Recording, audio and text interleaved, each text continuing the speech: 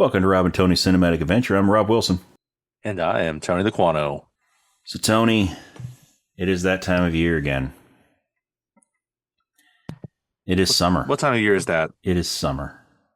And you know what we do during the summer? Tell me what we do during the summer. What do we do during the summer? You tell me. Well, we go to the beach, I guess. I'm in the middle of the country. People go it's to the kind of beach. hard for me to go to the beach. No, it's a time where, I remember the days of being off school and going to the movies.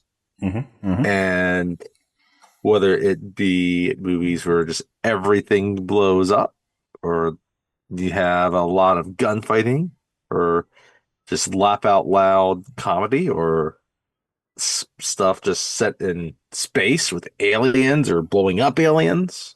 Yep. We've talked about movies about aliens and blowing up aliens. We have. But it is just a wonderful time to sit in a theater, whether it be on opening night or on a Wednesday afternoon when it's raining and you just want to do something with your friends that's not in the house, but you can't do anything outside. Mm-hmm. So you go to the movies. And maybe you've seen something for the fourth time because it's a really fun movie. Mm-hmm. And they become movies that just you continue to watch later on. It is, it is the time of the blockbuster. It is the time of the blockbuster. So many blockbusters come out every summer. And so, with it being summer, or being the summer movie season. Yes. Yeah, I mean, it's a kind of an expansive term and depends how you want to define summer. I mean, technically, summer, the solstice is not until almost a month from now. Yeah. But obviously people begin thinking of the summer around Memorial Day, right? Yep. That's traditionally when summer movie season has started. Although recently it's been extended a little bit to sort of take the entire month of May. Yes. Instead of just the end of May. But yeah, so this is the beginning of this year's Summer Movie Blockbuster Series for this podcast. I'm excited. I am too, and I think we picked an excellent movie to kick things off this year. I think we have. I think it's a movie that definitely fits very much into the mold. When you think of a blockbuster, right? We've done movies, some bigger than others, right? I think we're leaning towards what, at least at one point, would have been kind of really hit the prototype of the definition of a summer blockbuster. Mm-hmm. Yes. This movie, it hits every, it checks every box for summer blockbuster. Yes, it does. I mean, the one that maybe might get a little bit iffy on is release date for it. Because, it did come out May 16th. It was definitely released. It came out before ready Memorial for Day. The Memorial Day yes, weekend. Exactly. And with the expansion of the more recent, somewhat expansion of summer movies, the summer movie season, it's included in that. So we're going to include this as our summer blockbusters this year. And some big summer blockbusters don't carry on their legacy as well as others. Mm-hmm. This one has definitely continued to be front and center of a lot of conversations. Yes, it has. But it's got a lot of action. It's got romance, a little bit of comedy, right? This goes back to the day when it's got blockbusters impromptu also karaoke. It does. Yes. Also, when they had, hit songs and soundtracks attached to them. Mm-hmm. Today's blockbusters don't really have that. No. But this is back in the day when they picked a singer. They picked a music artist, and they had them do the majority of the soundtrack. Yes. Kind of like how you talked about a little bit how this Bryan Adams got synonymous with Robin Hood, Prince of Thieves, right? Yes. With that sound, with the music, at least for the music of it, right? And there's a couple of artists that just, when you think about this movie, you can think about two of these artists. Yes. One's the artist, one's a band. Yeah. This one, the artist yeah. is Kenny Loggins. The band is Berlin. Yes. Those two. There was something about a music video for a song that was from a movie that would just feature clips of the movie that attached to random scenes within or random, the sets would be kind of like on the set of this, the band artist is performing on the set of the movie, and then they just start playing different scenes in the movie, right? Yeah. But yeah, and it fits well. And this particular movie did make its star, who's already a hot thing, established him though as an absolute superstar. Yes, it did. And he's still he might be the last remaining movie star. Yeah, I mean, Tim Robbins, who would have thought? Who would have thought Tim Robbins, right? For a second there, I thought Clarence Gilliard might just sneak in on there. But no, someone who had about 5 minutes of screen time in the entire movie, like Tim Robbins.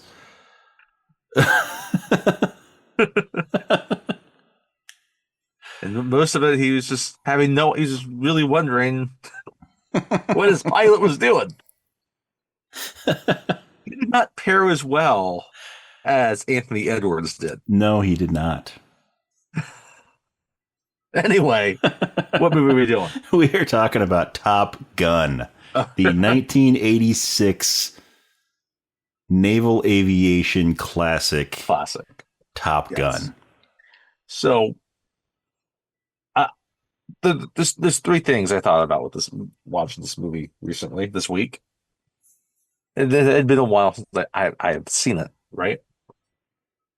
And one of the things that struck me, and this would just apply to, I guess, movies of the 80s, because I just thought, man, sex scenes in the 80s were wild. Oh, yeah. Oh, yeah, and this movie has a doozy. Second is, going back to the Berlin, apparently Tom Cruise just walks around and randomly Berlin's Take My Breath Away will just start playing from his penis. Well, I mean, have you seen this movie? And lastly, as hot as Tom Cruise is, or attractive as he might be to some of the ladies out there, I have to say, I think Chuck Norris's ass looks a lot better than Tom Cruise's ass. Well, I mean, Chuck Norris's ass is more defined. He's a martial artist. Yes. I was thinking about that because, we talked about that with like Invasion USA. He's walking around in a pair of blue jeans and he fits them well. And then Tom Cruise walks around in some jeans in this movies and Yeah, well, I mean, Tom Cruise also isn't making his enemies have nightmares about him.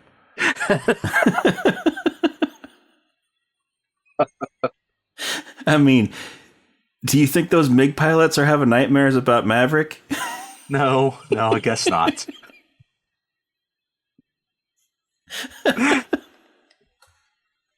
Guess not. It's all in the genes. By the way, I didn't think about this when we picked this out, but last year we kicked off the summer series with Alien, which has Tom Skerritt in it. Yes. And this year we're kicking off with Top Gun. Tom Skerritt in it. I didn't think about that either. Wow. So, yes. Also got Michael Ironside. Yes. It also has Michael Ironside. I mean, both of them, Tom Skerritt and Michael Ironside are two of my favorite character actors. Oh, yeah. Of like the 80s and 90s. Oh, yeah. if they were showing up in a supporting role in the movie you were watching, you knew that it was something good was Yeah, you happening. knew it was going to be something good. But real quick, It's also got. back to Go that ahead. sex scene real quick in this movie. I don't think I have ever seen a sex scene in a movie with that much tongue. It's, the whole time I'm watching it, like Spoiler alert, if you have not watched this movie, there is a tonguey sex scene. that's putting it lightly. They were looking postage stamps in this during this scene or something.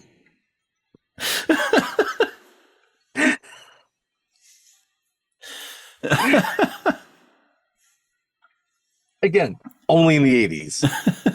Yes. I think they switched those scenes up come the 90s. It was a little bit different. Yeah. Anyway, what were you going to say before I interrupted you with the tongue? I can't remember. Probably something about Kelly McGillis, whose tongue's in that scene. Yes. Yes, we saw plenty of Kelly McGillis's tongue.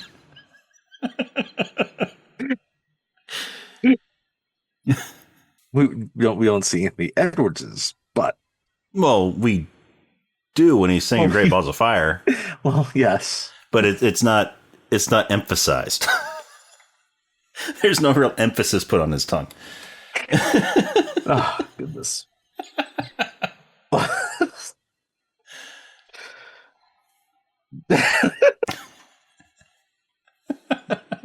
You don't know where to go from there. Well, anyway,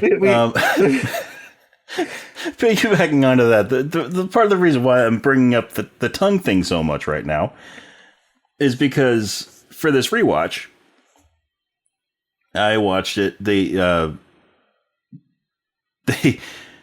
theater re-released it for its 40th Yes, anniversary. I thought about it. I didn't have time to do it, so I watched it from home. Yeah. But So I went and I saw it in the theater, which was awesome seeing this movie in the theater because I'd never seen it. I've never seen it in the theater before because when it came out, I was 2 years old. yeah, Or I was no, almost it's 2 the years 80s. old. It's 40 years old. The Yeah. movie is now 40 years old. So I didn't get a chance to see it in the theater back when it was out, but I did get to see it the other day, and it was awesome in the theater. And it just, when you see Tom Cruise and Kelly McGillis's tongues on a gigantic screen that is taking up your entire vision, it's really hard to miss.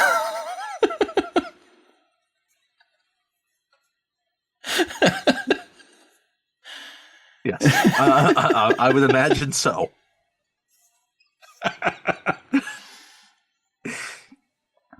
It's we'll get to that scene. It's like halfway through the movie. Mm-hmm. And it's like, wow. And because, like, again, this movie was a huge hit, right? Tom Cruise was already kind of the hot young thing, right? And then he becomes the star of this. And it's a big movie. And again, I can see why. Like, it's a movie with, fighter jets and it's got everything, and people might be interested in a blockbuster. And of course, there's gonna be a love interest, and then there might be a scene like that, and then again, it's very erotic Mm-hmm. in a very 80s way. It's like it's also pretty tongue in cheek. yes, Literally. it is. Sorry, I had to. It's like one of the things that like does really date the movie.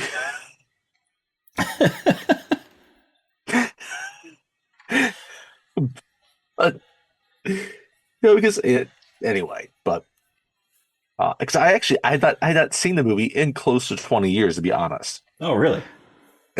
Yes. And but again, like it's a really kind of perfect type of summer blockbuster, right? Because it's got competent acting. It doesn't have to be the greatest acting, but it's got a cool factor going to it, Mm-hmm. right? You know, it doesn't have the deepest characterizations, but it's got plenty of action to keep you interested, right? It's a It's good movie to appeal to the masses, yes. It's right? flashy and it's a great popcorn movie. And at that time, also, like we said, like it would have had the big pop hits to go with it, with the soundtrack and music videos, merchandising. Yeah, it's a nice, fun, breezy movie, and like any of like summer blockbusters, that kind of hit a mass appeal. Like they're enjoyable, and some maybe better than others, and some people might get more mileage from it than others. That's fine. And then some people may be yeah. Again, this tongue.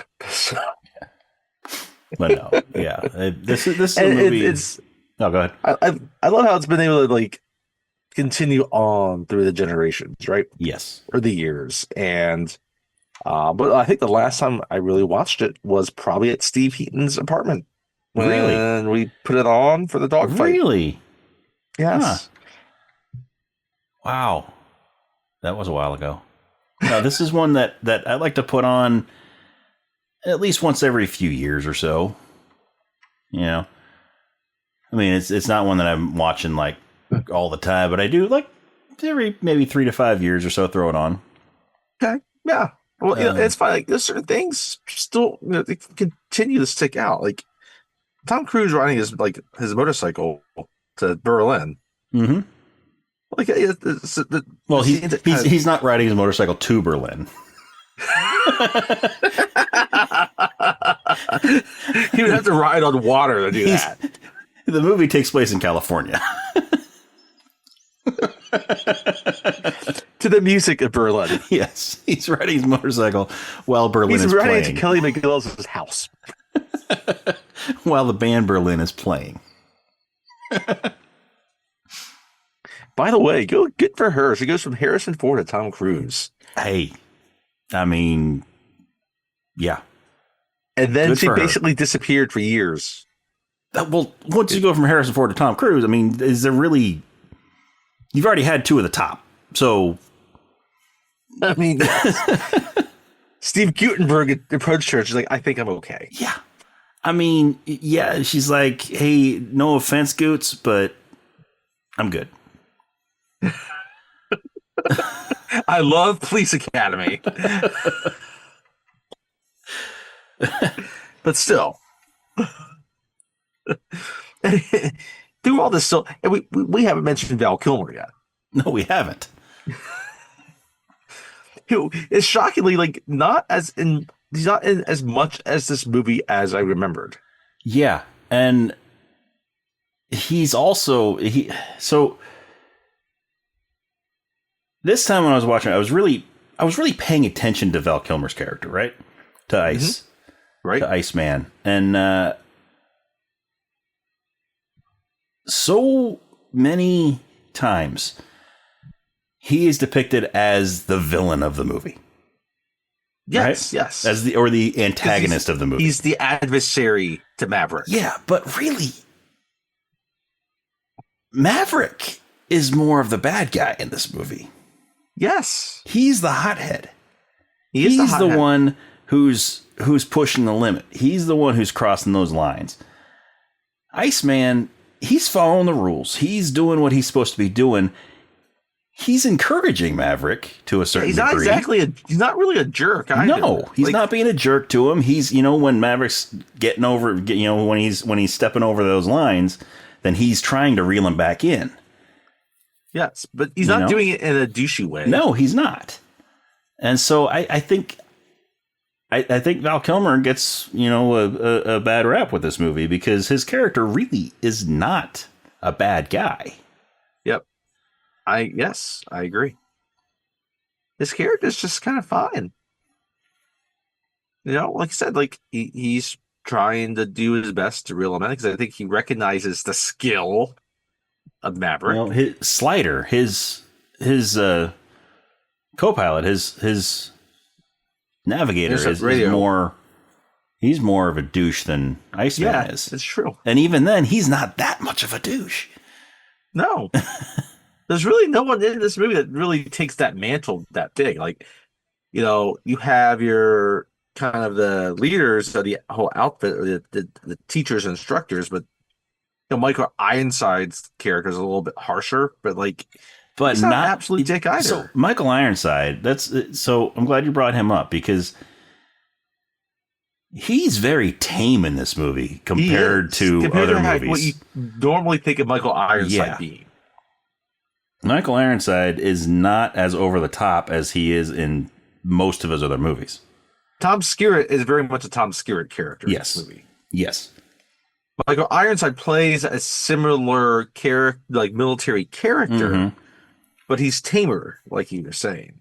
So, yeah, it's a really diverse cast in some ways too, with good character actors and younger actors that would rise up and do more things, like we said about Clarence Gilliard and Tim Robbins, who have both pretty small roles in this movie. Yeah. I mean, just a couple of years from this, Clarence Gilliard would go on to be part of Hans Gruber's gang. That's right. Part of his how did he go from thievery team being in Top Gun to becoming a thief with Hans Gruber? Well, so I think I figured this one out. So he's flying for the Navy, right? Yes. He's a hotshot pilot. Part of the 1%, part of the top 1% of pilots, because he made it into Top Gun, right? So he's up there. He's it maybe starts to get to his head a little bit. Okay. And maybe gets in with the bad crowd. And then that's when he's recruited by Hans Gruber. I'll buy that. And they go through all this stuff at Nakatomi, right? At Nakatomi Plaza. And being the one person in that terrorist group, or that thief group, because they're not actually terrorists, they're thieves. The thieves, the robbers, yes. He just gets punched and knocked out, because I highly doubt that Argyle can kill a man with a punch. Yes. I mean, nothing against Argyle, but he looks kind of scrawny. Yeah, no. So knocks him out, and he gets arrested. All right? Yeah. While he is, while he's locked up, maybe he gets transported to Texas. Okay. Where he meets one Walker, Texas Ranger. But he also assisted Matlock. So which was first, Matt? That is a good question. Huh. Maybe he did. So maybe Matlock was his lawyer. And he got him off with the, with the condition that he assist Matlock in his cases. And through Matlock, he meets Walker. Yes. And becomes a Texas Ranger. Yes. And becomes Chuck Norris's partner. I like it. And then that's also that he can atone for that dark time that he was going through when he joined Hans Gruber's squad. And then he eventually becomes Kirk Cameron's pastor. Yeah. But we don't need to talk about that movie. No.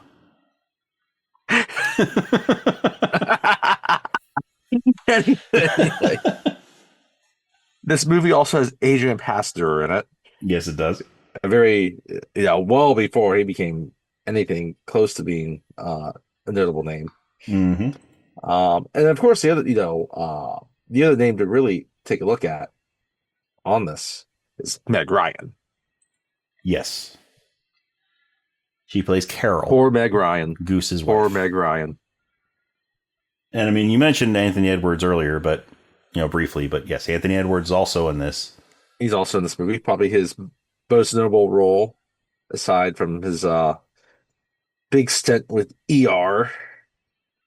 And I mean, Revenge of the Nerds. Well, yes. But yeah.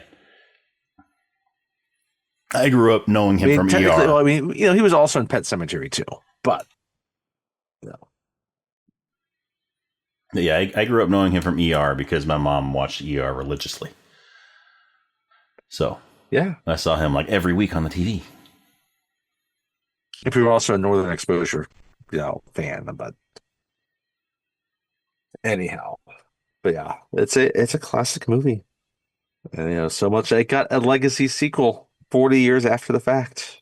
That is one of the few legacy sequels that was actually really good. Yes. Like everybody seemed to love it. I And thought so, it was great. like in some ways, I think it was even more critically acclaimed than Top Gun actually was. Like Top Gun received kind of like a lot of summer blockbusters, kind of middle of the road reviews. Yeah. Like it praised its action sequences, some of the acting, but said the story and the characters might have been a bit thin, right? Kind of typical critic type complaints. And I mean, I'll say I don't think Top Gun's the best summer blockbuster, No, but but it's a solid one. It's a highly entertaining movie, Yes, it is. which is what you want in a summer blockbuster. Yeah. And some will be more entertaining than others, and some will be better movies than others, right? But it does what it needs to do. And again, like it hits so many demographics, including the French Kiss fans. Yep. Yeah, the very French Kiss fans.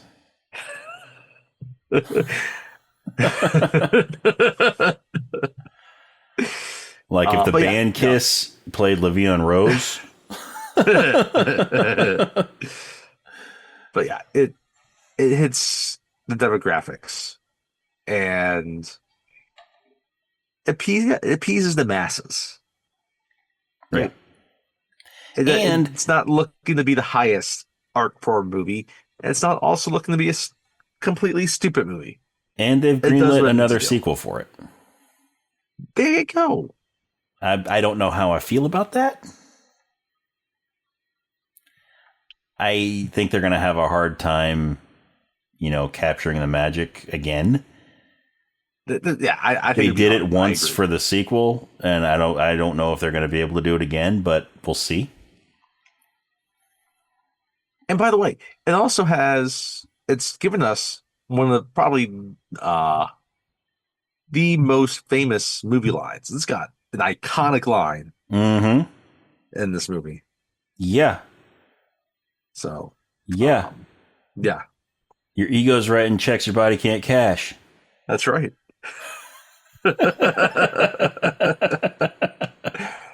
Oh, Mr. Strickland. That's right. Mr. Strickland's in this movie too.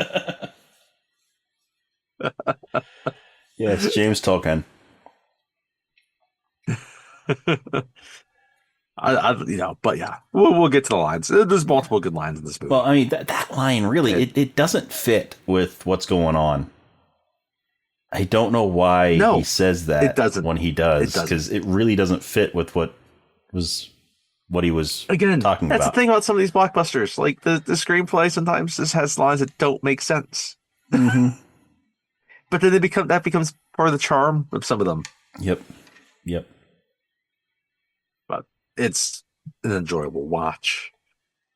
And again, it's not my favorite Tom Cruise movie.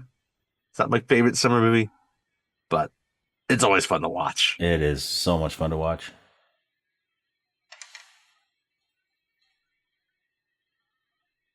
But yeah, so shall we get into it? We shall. Let's talk about some Top Gun. So, as always, spoiler alert, we're going to be talking about this entire movie, beginning, middle, and end. So if you have not seen it, pause the podcast, watch the movie, come back and listen. Or if you have seen it, or if you just don't mind being spoiled, then keep on listening. But we are going to be spoiling every tongue-filled piece of this movie. And it is 40 years old of tongue filling. See, that just makes it So. sound dirty. Well, that scene is kind of dirty. It's like, Tony Scott, what are you thinking when you're filming this scene? Yeah. I mean, We'll get to that. But yeah. So there's an interesting little nugget right there. This is directed by Tony Scott. yes. Mm-hmm. You know, we've done movies. In fact, the one we started last year's Summer Blockbusters with was Ridley Scott. That's right. His brother. Now, Ridley and Tony have vastly different directing styles. Yes, that's Like, true. their movies are way different from each other. You know, they have made movies. Jerry Bruckheimer has produced some of their has produced movies for both of them, Mm-hmm. including this movie. Mm-hmm. This is a very Jerry Bruckheimer movie. Yes, it is. Yes, it is. But no, it's just interesting how two people in the same family, two brothers, can have such different styles when they're making movies. Mm-hmm. Yeah, that's a true fact. Yes, it's an accurate assessment.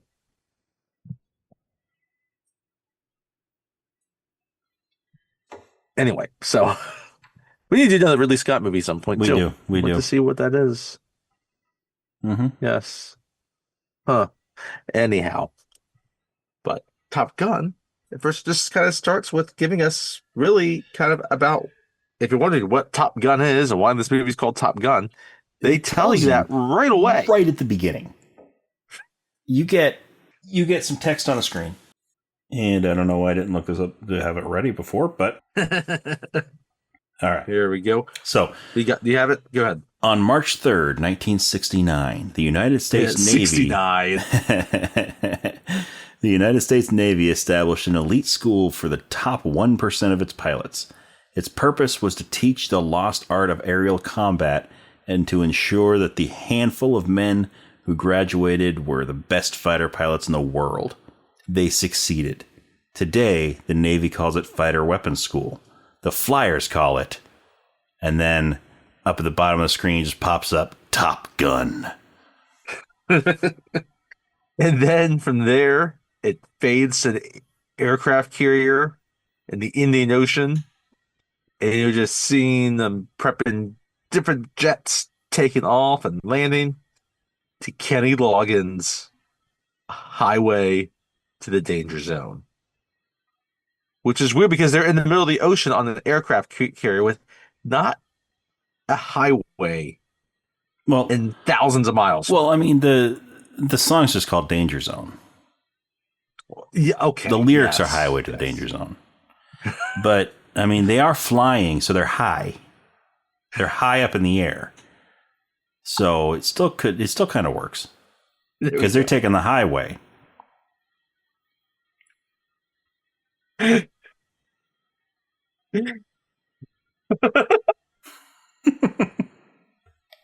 Anyway, so this goes on for about, the first 4 or 5 minutes, right? And we finally cut up to the air. And we're in the middle of this dogfight, right? And we're introduced to Maverick, one of the pilots. Played by Tom Cruise. We have Maverick and Goose. Yep, Goose, who is his intercept officer. Yep, Goose played by He's just behind him in there. Edwards. And there's another plane. There's another jet with Cougar and Merlin. Cougar is John Stockwell. Merlin is Tim Robbins. Yes. And they're just out. They're out on sort of a recon type, scouting. Yep. And again, they're in the middle of the Indian Ocean, and they are aboard the USS Enterprise, right? And as you said, they're flying, F-14 Tomcats. Wait, is their captain named Kirk? or Picard? Which Enterprise is this? I wish it was, but the captain is. It's Commander Tom Stinger. Oh, Tom Stinger. Well, Tom Jardian, codename Stinger, but maybe by James Tolkien. Is his middle name at least Tiberius? I hope so. Let's just say it is. But apparently Strickland during the summer moonlights as an aircraft Yes. carrier commander. Yeah. Yeah, when school's out. Because he's not a slacker. No, he's not a slacker. He can't take the summers off. He's not a slacker.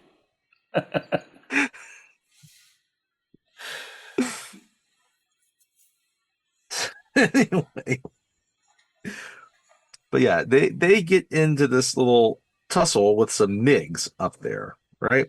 MiG-28s, the brand new MiGs that nobody has actually seen before. No pilot has actually seen them. Yes. I mean, except the MiG pilots, but no. Oh, right. No pilot outside of that military has seen them. Yes. They never say which military those MiGs belong to. No, they don't. They keep that. Yeah.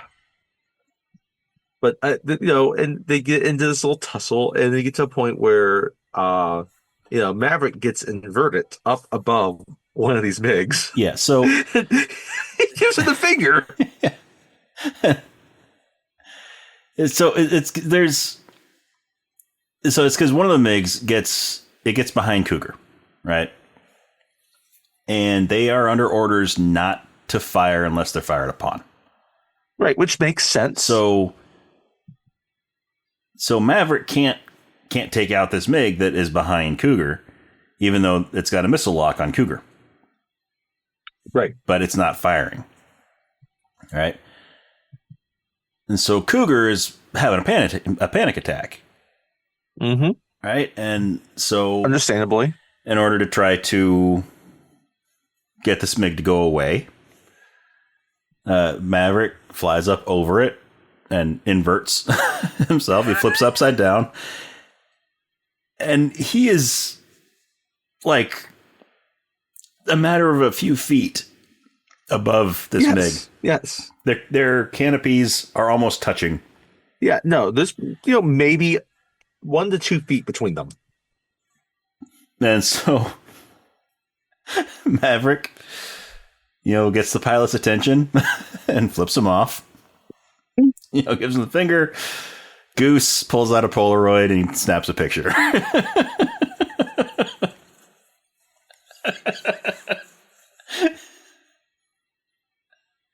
It's perfect as a Polaroid, by the way. Yes. Because that's what it would have to be in the 80s. Yeah. If this took place in 2016, 30 years later, right? Could you imagine if it wasn't my phone out? Hey. Could you imagine if it wasn't a Polaroid and he had to go and wait 2 weeks for his film to be developed? And he brings Robin Williams. But Robin Williams is too busy imagining himself taking a dump. Yes, I was about to say the same thing. Robin Williams is too busy to get to his pictures, and when he finally does, he sees it. He's like, "This can't be real. How did he get a picture of the cockpit of a plane?" Tom Cruise giving somebody the finger. Anyway. But as they're coming back in, right, they order Maverick to kind of come in first because he is low on fuel. Yes. Right? But he's low on fuel. As you're saying, so Cougar is still he's still scared. Up there, and he's like frightened just, and he's shaking up. Yeah, he's shaking up. He's just flying in a straight line. He's not responding to anybody calling him. Merlin is right behind him. He's trying to snap him out of it and get him to return to the carrier. And so Maverick is coming down, and he's about to land, and he keeps calling back to Cougar, And Cougar's not responding. And so he decides, instead of landing, he's just going to, go right back up and go and try to guide Cougar back down to the carrier. So that's what he does. He goes and he flies up right next to Cougar, and he just talks him through it and guides him back down to the ship. And Cougar lands, and then Maverick lands, and then they're in Stinger's office. Yep. Because they defied orders. They were supposed to land first. Well, they're waiting outside Stinger's office. Cougar is in Stinger's office. I was like, Cougar's in there first. That's right. And Cougar basically, he resigns right there. Because he's got a wife and a kid, and he was seconds away from being blown out of the sky if this MiG had decided to fire. But wait, Cougar is played by John Stockwell. I don't know if we mentioned that. But anyway, yeah. He's second away just being obliterated and leaving his wife a widow and child. No. Fatherless. So. And Cougar was the top pilot in the squad. He was the top. He was the number one pilot on this squad. Maverick was number 2. So Cougar, he hands Stinger his wings, and he leaves the office, and he's done. He quits. And so then, Maverick and Goose get called in, and Stinger starts yelling at him, telling Maverick that his ego is writing checks his body can't cash because he went to help Cougar. He went to help his wingman. How is that? Because he's a hothead, and he's a hothead because he tried to help his wingman. Aren't you supposed to try to help your wingman? By the way, this movie's already really telegraphing a big thing that happens later in the movie. Yeah, by Cougar resigning because he's got a wife and a child. Yeah. Huge thing. But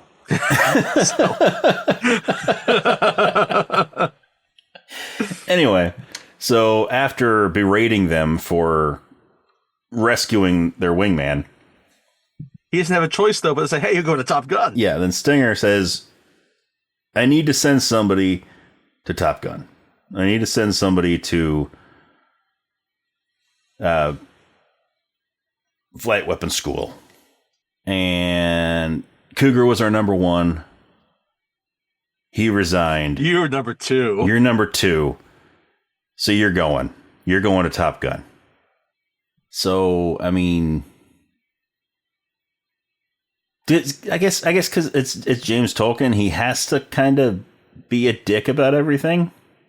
Yes. Because that seems to be the character that he always played. Yes. I mean, he was good at it. He was very good at playing that kind of character. But I don't know. Anyway, so yeah, then we get Fighter Town, USA, out in California. Yeah, which at this time was out in California, in the San Diego area. Mm-hmm. And they're excited to be part of Top Gun. Yeah. Like, all right. And we get to meet them, and we see the other kind of cast of characters that they're gonna spend time learning. Yeah. Right? Including Iceman, like you said, Val Kilmer. Who he knows Cougar also, and has heard about Maverick through Cougar. Mm-hmm. Yeah. So, I mean, I guess it makes sense that they wouldn't send Merlin by himself, or like pair him up with somebody else to send him.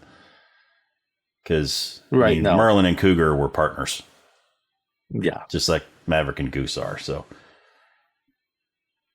you Exactly. would need time to be able to, It's a pair. pair Yes. up with somebody like that to be able to work with them. Especially as a pilot, you need trust that the Mm-hmm. person that's behind you. Yeah. So it makes sense. But we're also introduced to Rick Jester Heatherly, Mm-hmm. right? Who is kind of the lead instructor. But then he introduces the legend, Mike Viper. Viper Metcalf, played by Tom Skerritt. And he is the commanding Yes, he's the officer and commanding instructor. officer of Top Gun. Yeah. Right. So Jester is his second in command. Yes. Yeah. I mean, Jester's kind of the guy that's there doing the day to day, Yeah. overseeing everything, and but yeah, it's ultimately, Viper is the guy that oversees all, right? Mm-hmm. The day to day though is Jester, but Viper, he is a legend Yes. from Vietnam. Viper is there is no one better than Viper in the cockpit. Yeah. No. And Viper has proven himself as the best of the best. Which is the reason he is the commanding officer of Top Gun. And what we don't hear about this right away, but we find out later, is that he knew Maverick's dad and flew with Maverick's dad during the Vietnam War. Right. Who, by the way, Viper was actually based off a real yes, admiral. I think I knew that. I think I Pete remember Viper reading that somewhere. Pettigrew. Yes. And he also served as like an advisor on the movie. Mm-hmm. I think had apparently yes, he's cameo. actually he does have a brief cameo. Whereas Maverick's character was more loosely based off the character, an actual pilot. But Viper's is a little bit more directly based off a character, an actual veteran. Anyway, but they talk about what's going to happen over the next few weeks or the next couple of months. But then the top graduate, right? They win Top Gun. Like, yes, it's a big deal. They get the Top Gun trophy. They get the Top Gun trophy. They get the pick of whatever they want. Yeah. Right? Whatever they want to do, right? They point to this plaque, your name's going to go up there, right? It's this whole point-based thing, because they're going to be going up and they'll be in school, right? Learning about what different jets can do, how to fly, and how to fly certain maneuvers, which they may not have been exposed to before. But they're going to be up there in the air too, doing mock, fights. Yeah, they're going to learn how to dogfight. Yep, exactly. So, it sets the stage for what the school's about, and it gets the characters right. It's a nice, soft intro to the characters we're going to spend really over the next 90 minutes with. Yeah, and so then after the introduction of Top Gun, right? Then they are at a welcome banquet. Yeah, it's a nice little banquet. That's a good way of saying it, right? And they're all in their dress uniforms. They're on their whites. They're whites, and so in this scene, so there's a bunch of so they're all in their whites, and there's also a bunch of people in the khakis. Yes. So apparently all of the ones in the khakis are actual military pilots that are like advisors and stuff like that for the movie. They included them in this scene. That's and you can tell them apart as all the actors are in whites and the actual military personnel are in khakis. And in some ways, it might make kind of sense that the people that would be the new recruits, right, would be the ones dressed up. And people, other officers are just on the base, or tangentially related to the school. Wouldn't be in that, right? They can just be more. They can be a little bit Hmm. more casual. But I like that. That's a really cool way of distinguishing them. I like Yeah. that because like the military, I mean, the Navy was very involved in the making of this movie. Yes. Like Yes. they were very. So anyway, So anyway, so but you have Goose and Maverick, and they're just talking they're sitting up at the like bar and two bros they're talk talking and they're because they don't really know anybody else, so they're gonna talk. yeah. So they decide they're gonna have a little competition. Right, something that apparently they've done several times before. You know, see who can pick up a girl the fastest. Yes, yes. Which I mean, you kind of gotta wonder how much Goose is Goose actually does it. participating in this because we Well, find he might out have maybe that's how he got Meg it Ryan. could be. That very well could be, but now you got to wonder how much he's going to participate in. Or does this he really do it? Or maybe does he because, just take a bet? Like, yeah, maybe he just bet there's Maverick. He yeah, scopes the layout and maybe wonders, okay, there's one for what Maverick. are the odds that Maverick can Well, seal this deal? that could be too. That could be too. Yeah, because I mean, we find out pretty quickly that he is married and has a son. Yes.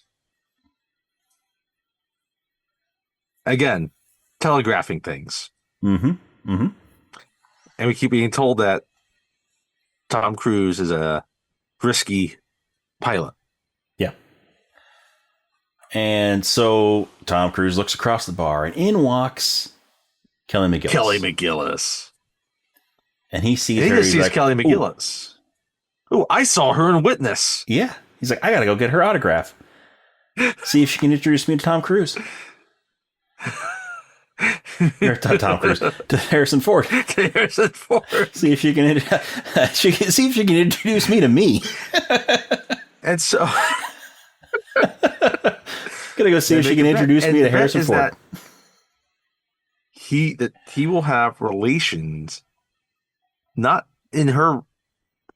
Has to be all right there in the building that they are. Yeah. In that establishment, it can't be off Yeah. grounds. No, it has to be in the walls of where they presently are. Preferably not like on the floor or the bar of the room that they're in, but somewhere in the building. A bathroom, a hallway, the attic, back storeroom. Yeah. So all acceptable. She walks in with somebody. There's a man that she walks in with, which I think that might be Pete Pettigrew. Okay. I know he cameos as her date somewhere. Gotcha. Whether it's this scene or if it's something later. But anyway. Yeah. So Maverick approaches her, and again, he's like, I saw you in Witness. Can I have your autograph? Can you introduce me to Harrison Ford? And she says, sorry, the best I can do is Danny Glover. And he's like, well, I know Danny Glover. I've met him before. Which, I mean, great guy, but I've met him before. He's going to star in this movie called Lethal Weapon. Have you heard about that? Now, Mel Gibson, that's one I haven't met yet. It's like, sorry, I'm not slated to star in any movie with Mel Gibson.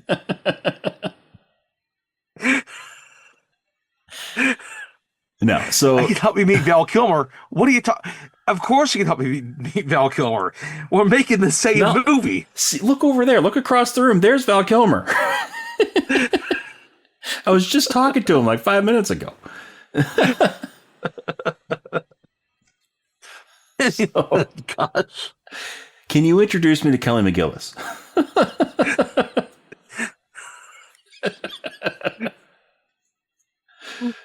I hear she's supposed to be in this movie. Have you seen her anywhere?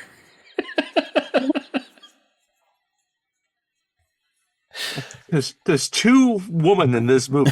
The other one's Meg Ryan, and I definitely don't see Meg Ryan anywhere. I think she's supposed to show up later in the shoot. Well, there's 3 women in this movie. Viper's wife shows up later.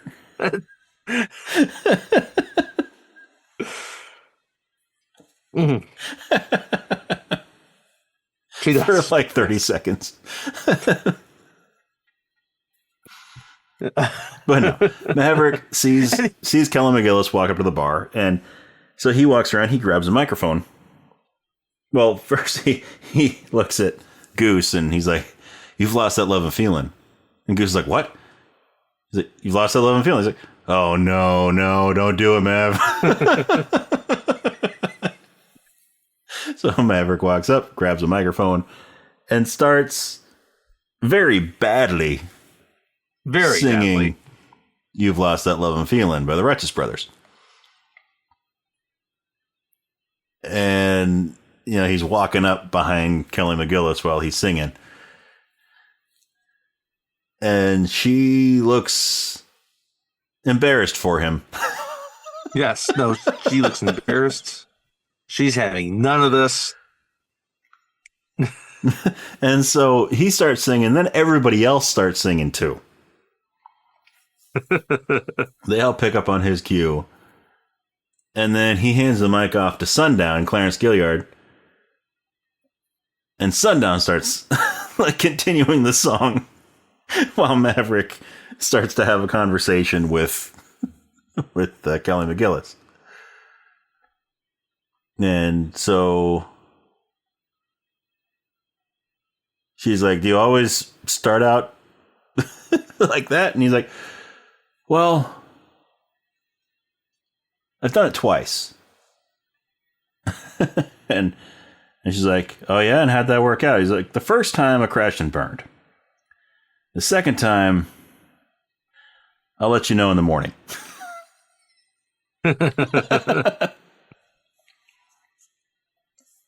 And she kind of brushes him off, and she goes into the bathroom, and he follows her in there. Yep. And so they're talking. And a she's little bit doing more. her makeup when he gets in there. Yeah, she's not going in there to poop, so she's going in there to sort of touch up her makeup and whatnot. She's not going in there to drop a deuce.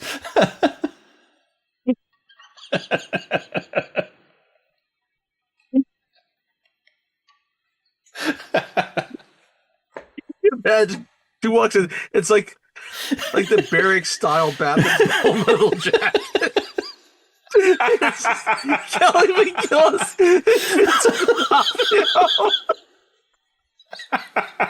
Yes.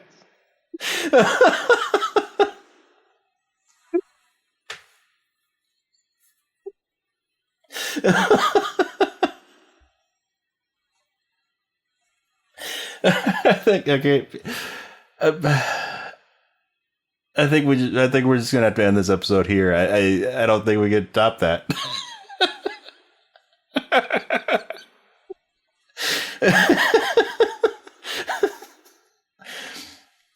Oh, the barrack style bathroom, Full Metal Jacket. Okay. Oh, well, no. So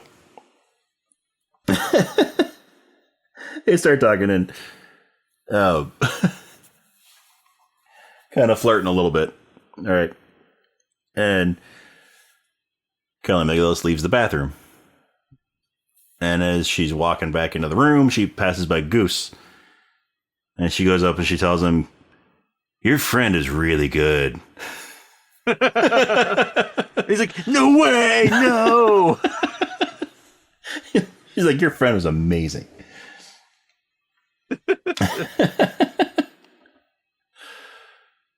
So, yeah, so Goose thinks that Maverick succeeded.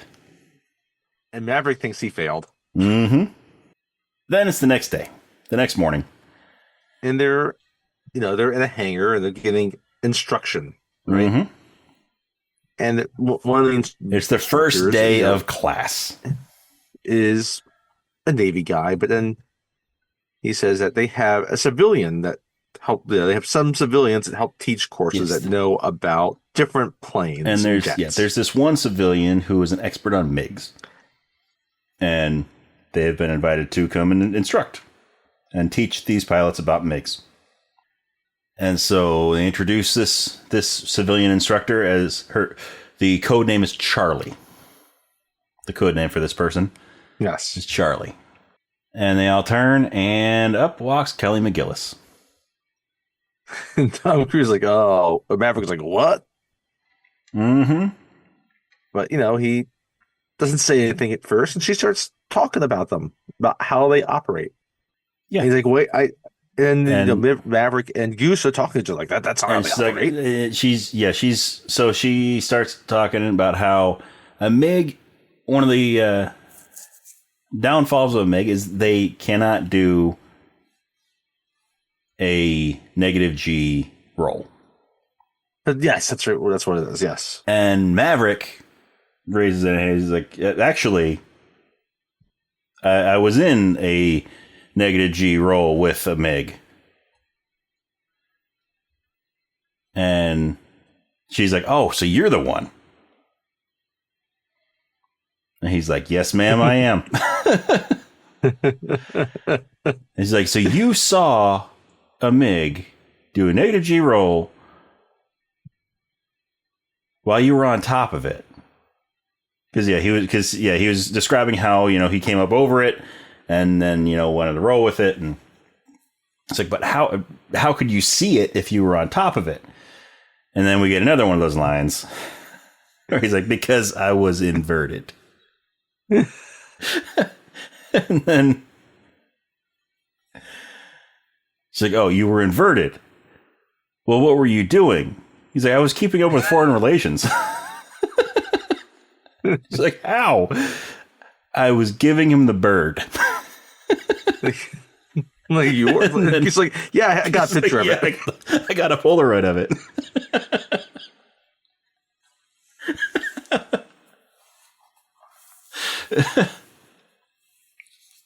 So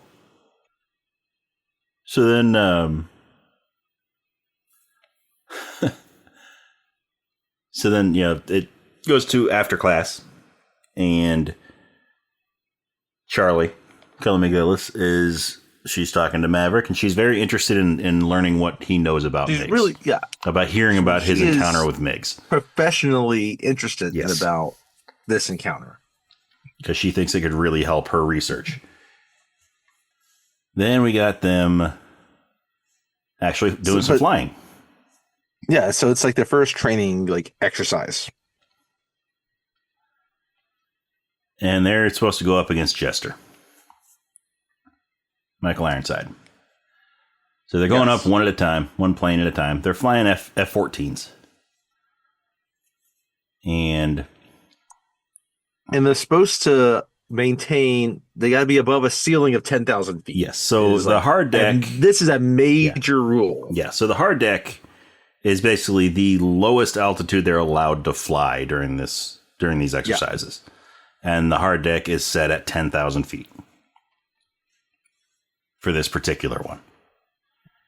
And so they have to stay above 10,000 feet the entire time. And so it's, Maverick and Goose are up there and they're, in their dogfight with Jester. And, he's right on their tail. And so Maverick, hits the brakes and pulls up, and Jester goes right under him, and he comes back down behind Jester. So he's got Jester in his sights. He's trying to get a lock on him. And Jester drops down below 10,000 feet, below the hard deck. And Maverick follows him down there and gets a missile lock.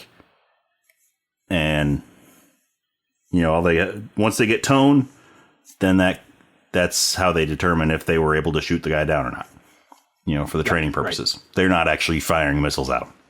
No, they're not actually firing missiles at their instructors, their classmates. It's not that kind of training. But so they get a lock on Jester, and he tells them to go back to base. He's kind of pissed off. Before they go back to base, Maverick's going to skirt another rule. Yes, because Maverick decides, hey, we just took down one of the instructors. We got to do a flyby on the tower. Goose is like, are you sure we should do this? And I was like, yeah. He's like, Tower, this is Ghost Rider requesting flyby. And here's another one of those lines. Negative, Ghost Rider, the pattern is full. And so, as the officer in the tower is getting some coffee, he pours his coffee, and he's lifting it up to his lips to take a sip. He's going up to his... And Maverick flies right past the window, and just the roar of this jet, it surprises him, and he dumps the coffee all over his shirt, and then they land. But then they get called into the principal's office. Yeah. Mm-hmm. So they're called in well, first off, after they land, they're running into all the other pilots on the runway, and on tarmac. And Viper's and they're all Viper's like, hey man, they're too aggressive. Like, but they're all like, get someone hurt. Like all the other pilots are like, before they go talk to Viper and Jester. Iceman's like, you're gonna get someone hurt. You're gonna get someone hurt. Yeah, he's concerned. He's not being a dick. He's not concerned. Again. He's not doing it in an aggressive way or a dickish way. But everybody else is like, oh, he shot me down so quick. All this, and Iceman's like, I took him out. I took Jester out. And Goose is like, hey, so did we. It's like, but below the hard deck doesn't count. And that's when he starts going and sort of laying into Maverick a little bit about, there are rules for a reason. You got to follow the rules, and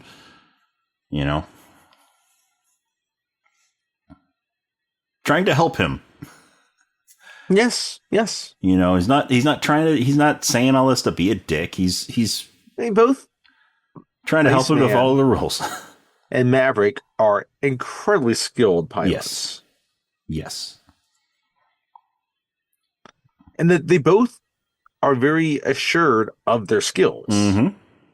Just because Iceman is not going to push the boundaries of the rules does not mean that he has his own ego. But it's more, his ego is more in balance now than Maverick's. I mean, they're fighter pilots, so of course there's a certain amount of ego that goes along with that. You have to have some ego to be a fighter pilot. Yes, no, absolutely. To be able to do that, you have to have a certain, nice cojones. Yes, but Iceman's ego is not getting away with him. He's not letting his ego take over. No, I mean that's the balance of what is happening with all this training, right? It's like, you have to have some giant balls to do this. But if you let your ego run away, you're gonna do something stupid. Mm-hmm. So they go from there to Viper's office. And Viper and Jester are sitting in there.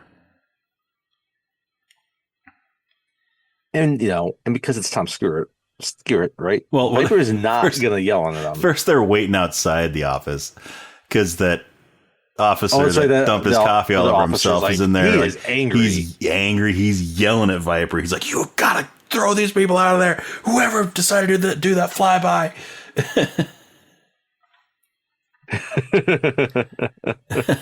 So he storms out of there, and then Maverick and Goose, get invited in. And Viper is sitting there at his desk, calm, and Jester's sort of sitting off to the side, just glaring at him. He is not happy about it. He's glaring at him. He's like,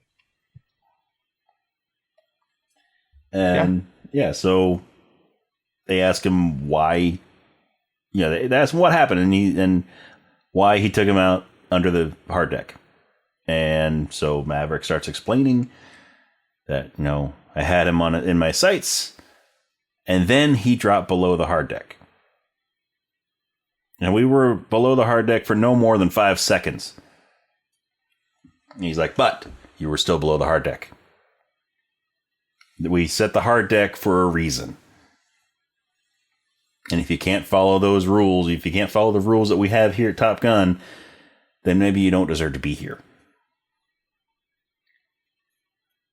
And that, along with that flyby stunt,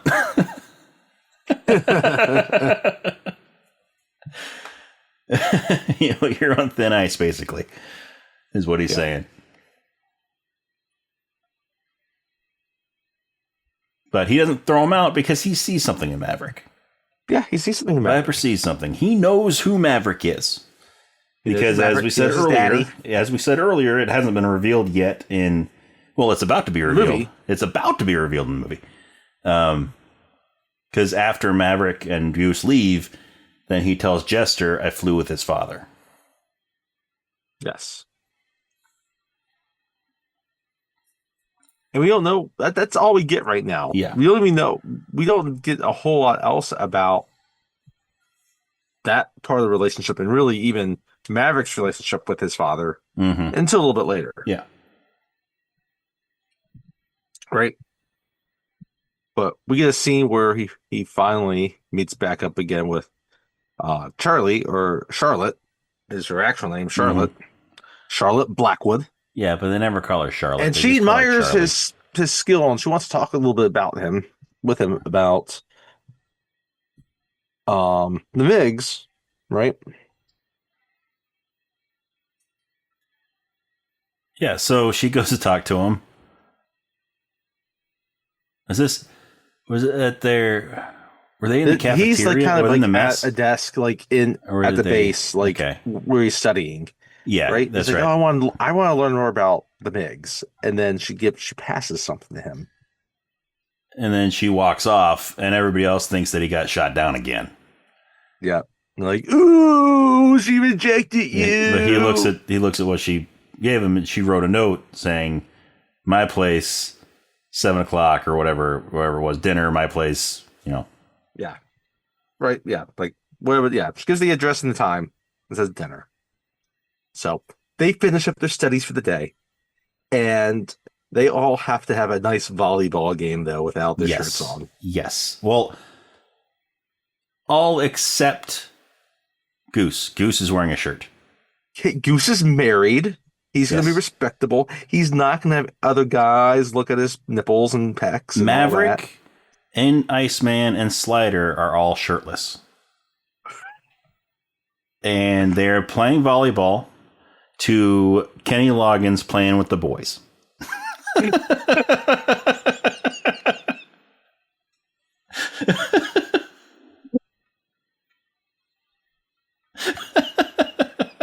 And they're like flexing. There's a lot of oil on this scene.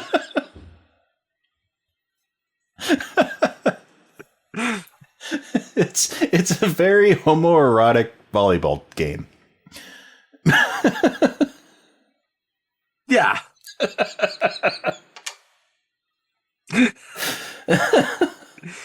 You're half expecting rulers to come out. Yeah.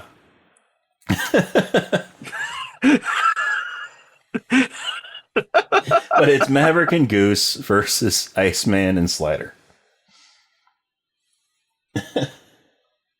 Slider is Rick Rossovich, by the way. We haven't said that yet. Yes. No, we have not said it. Yeah. Do we know Slider's actual name? Or just his call sign? I bet we have it. Because they never refer to him as anything but Slider. Ron Kerner. Ron Slider Kerner. Okay. Kerner with a K. Yeah. Played by Rick Rossovich. Yeah. Who, by the way, was in the Terminator. Yes, he was. He was the boyfriend. Yep. He was Sarah Connor's roommate's boyfriend. Yep. One of the first casualties not named Sarah Connor. Yeah. Yeah. Yeah. He tried to take on the Terminator with a baseball bat. Hey, he didn't realize he was a cyborg. Nope. Anyway, so the game wraps up, and then Maverick starts going away, and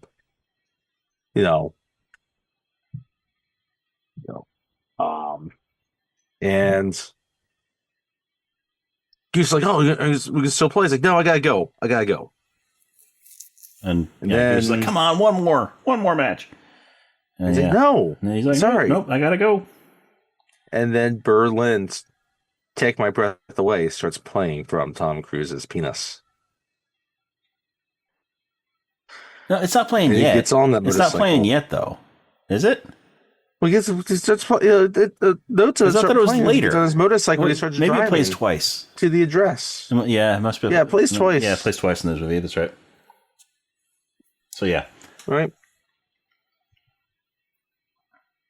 And the other right here, so he has just been playing volleyball for however long. He's all sweaty and Right. smelly, and He's all sweaty. he's stinky. He arrives at this address and he knocks on the front door, and he realizes he's late. He's late, and Charlie hears the knocking, and she just kind of ignores it. And so he goes around back, and he sees her kind of through this like porch door, knocks again, and she pretends like she sees him. She lets him in. Lets him in. And they say hi. He's like, oh, he's like, I forget the exact first words, but then he's like, I'm really sweaty. Can I take a shower? He's like, I'm sorry, I'm late. And she's like, oh, it's okay. I'm still getting ready. I'm still getting dinner ready. He's like, okay, well, in that case, I'm gonna go take a shower real quick. She's like, no. Like, or would you mind if I took a shower? That's right. Yes, he asked. Yes, he does ask. It's like, no. She's like, yes, I do mind. You're not getting naked yet. So, and she's like, besides, dinner's almost ready. So, they eat dinner and they're sitting out on the porch. Yeah, they get dinner and they're kind of eating like on the porch. Mm-hmm. Right. And then they start having this conversation, and we realize that Tom Cruise's dad was MIA. Yeah. Or Maverick's dad was MIA. Yes. Right? He may have been one of those soldiers that I never Chuck considered Norris went after. He might have been.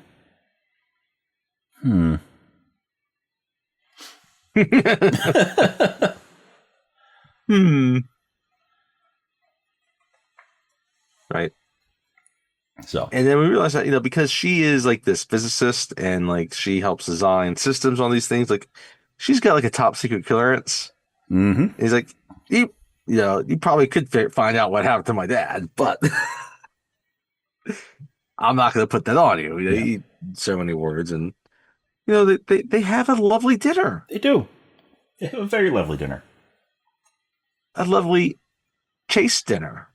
And then after their conversation, then Charlie seems to want to continue the conversation. She does. And she seems to very much want to. Yeah, and Maverick decides, oh no, I got to get back. I got to go take a shower. And that's that. You're expecting there to be fireworks. You're expecting tongue. This,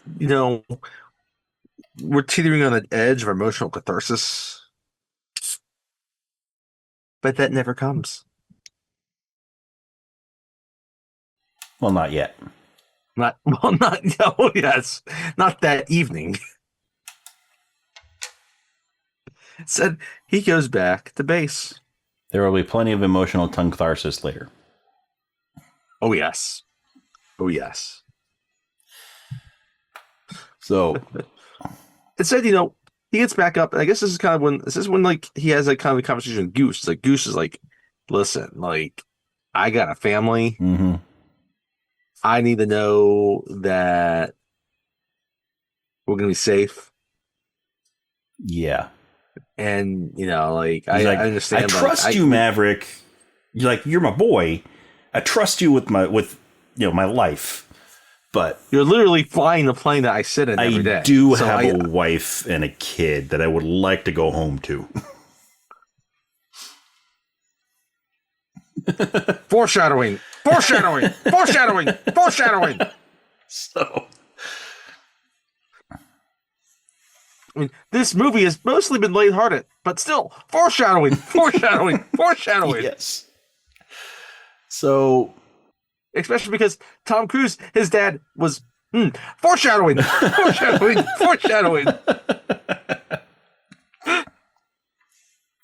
But not yet. So is We're not this there one? yet. Is this when we have the scene in the locker room, or is that later with Iceman and Maverick?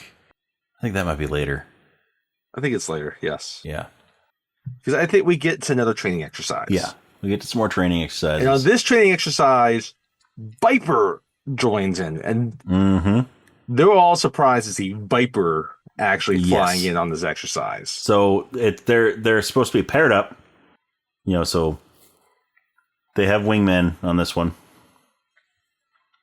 and it's Jester and Viper are both the opposition, Right. and Maverick and Goose are paired up with, was it Wolfman and Sundown? That sounds right. Wolfman is Barry Tubb, Sundown is Clarence Gilliard Jr. So they're Viper comes in, and then he disappears. So Wolfman has Jester in his sights, and Maverick catches a glimpse of Viper off in the distance. So he decides to break away from his wingman and go after Viper. Meanwhile, everybody keeps telling him, don't break off from your wingman. You never leave your wingman. Don't leave your wingman behind. And so Maverick goes after Viper, and he's on Viper's ass, right? And Viper's flying, and he's trying to get away. He's sort of goading him in, right? He knows that Maverick is better than he appears to be. So he's trying, he's commenting to himself in his cockpit, right? He's like, come on, get me. Right? And then he's like, this guy's good. But anyway, Wolfman, doesn't he end up getting shot down? Yes. Yeah, so Wolfman ends up getting taken down by Jester. Or was it Viper that came up and took him down? I think it was Viper. Yeah. So Viper breaks away from Maverick and takes down Wolfman, and then exercise is over because one of the planes got taken out. Yeah. And it was a whole wingman exercise. And Maverick failed the wingman exercise because he left his wingman. No matter how good he was doing, how well he was flying against Viper, he still left his wingman. So he's used as the example for that day about how you never leave your wingman. Mm-hmm. But so they're using him as an example, but also recognizing how well he was flying. Yes. Because he was pulling maneuvers that, right. They've never seen before. They're recognizing that skill, and then it is also the idea showing but it's not just about the maneuvering skill. Mm-hmm. Right? You got to work in tandem with people. You got to be a team player. You're not a one-man wolf pack. No. You are not Zach Galifianakis. You're not Lone Wolf McQuaid. No. No, you're not. Though one of the people in the other plane you're up there with will one day be partnered with Lone Wolf McQuaid.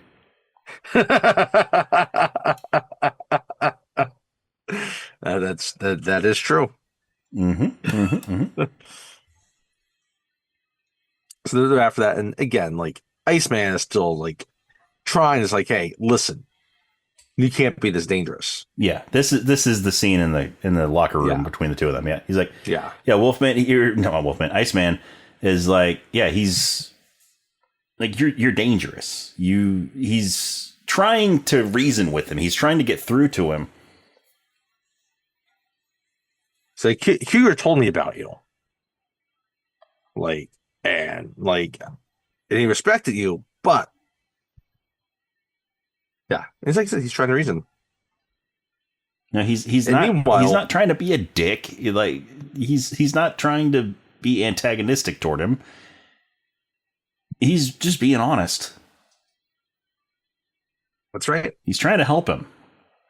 Meanwhile, I think we forgot that by this point, Goose's wife and son have arrived, right? Because he was stationed out in the ocean. Now he's at school here. They've come to visit, right? Again, foreshadowing, foreshadowing. And his wife is played by Meg Ryan, right? Her name's Carol. Her name is Carol, and she is so excited to see him. Yeah. It's been a while since they've had their emotional catharsis, obviously. And Goose's son Right. is played by twins, Aaron and Adam Weiss. There we go. There we go. One day Arnold Schwarzenegger will become the kindergarten teacher. Yep. It's And one of those. Say our mom says our dad is a real sex machine. So what, they totally wrong characters changed for to that, girls? but anyway. But no. So yeah, his one son is played by twins. It's not like he has twin sons. It's they do that a lot with child actors. But he is Maverick's distraught, so he has to go see Charlie, and he rides his motorcycle back. And once again, Berlin is playing. Take My Breath Away. Take My Breath Away is playing, and this is when he arrives at her house, and this is when we get some tonguey emotional catharsis. Yeah. Like, it is. This entire sex scene is close up with, the sunset in the background. Sunset's in the background. It's kind of this bluish hue to what, and then in the bedroom. So, all you really see is just their silhouettes pretty much the whole time. Silhouettes. It's mostly just from the shoulders dark up. In the room. Yeah, it's mostly from the shoulders up. It's just so dark in the room and so sunset bright outside that all you see really is their silhouettes. Almost like a De Beers Diamond commercial.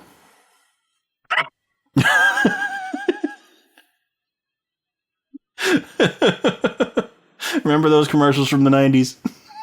Yes. Anyway, continue. Or it's just like the shadowy person wearing a necklace or whatever. But anyway, here's where every shot in this scene, in this sex scene, it goes from it zooms in from the shoulders to the mouth. Yeah, and their mouths are both open and their tongues are sticking out, and it's like you see way more tongue in this kissing than you see in any other movie that people are kissing. No, yes. No.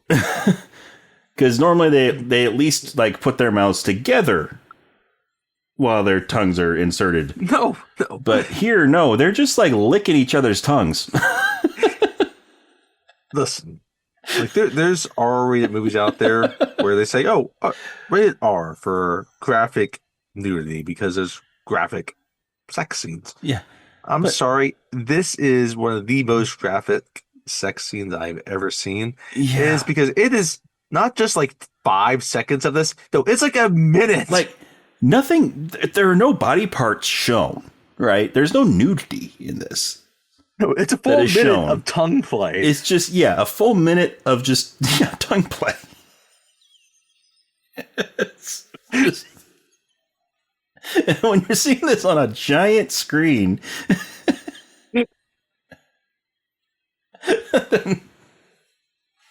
their tongues are all you can really see. You're taking up your whole vision.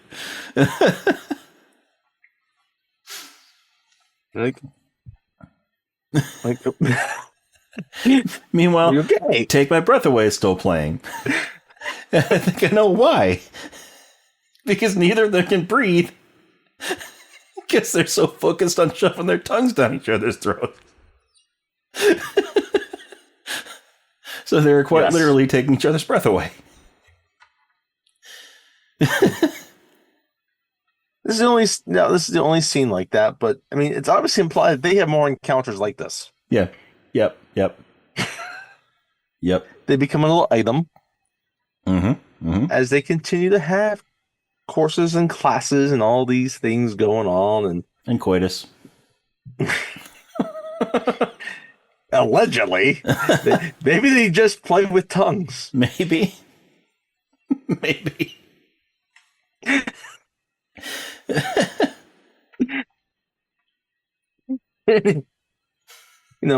We get scenes of them, going out to the bar with Goose and his wife, and there's a whole karaoke session there where they just start singing in the bar. So they're at this little diner type bar place, and there's a piano. It's got a piano, and Carol and Charlie and Maverick are all sitting over at the table, and Goose and his son are over at the piano.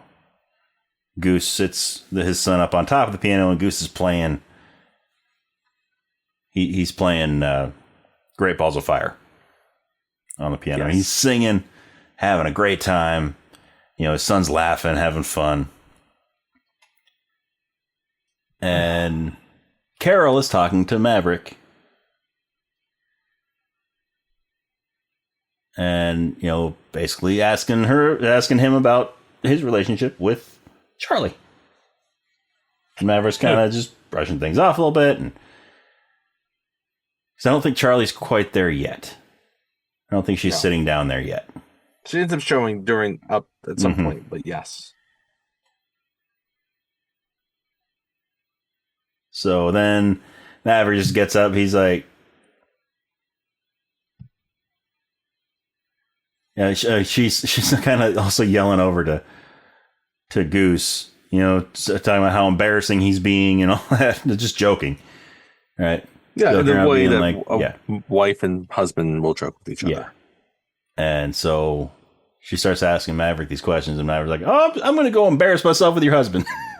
So he gets up and he starts singing.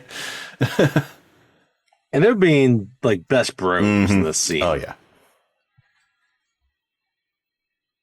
And Charlie's there, and Charlie comes in, and Carol is talking to Charlie and talking about Maverick and how Maverick, he's always been, the one who's always going out after the girls and all this, but he's off the market now. And Charlie's like, "What do you mean?" He's like, "Have you seen the way he looks at you?" It's like, what? I don't know what you mean. I mean, I know what his tongue tastes like, but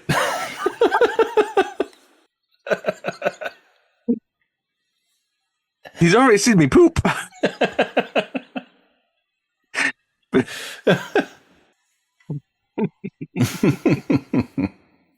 Yeah.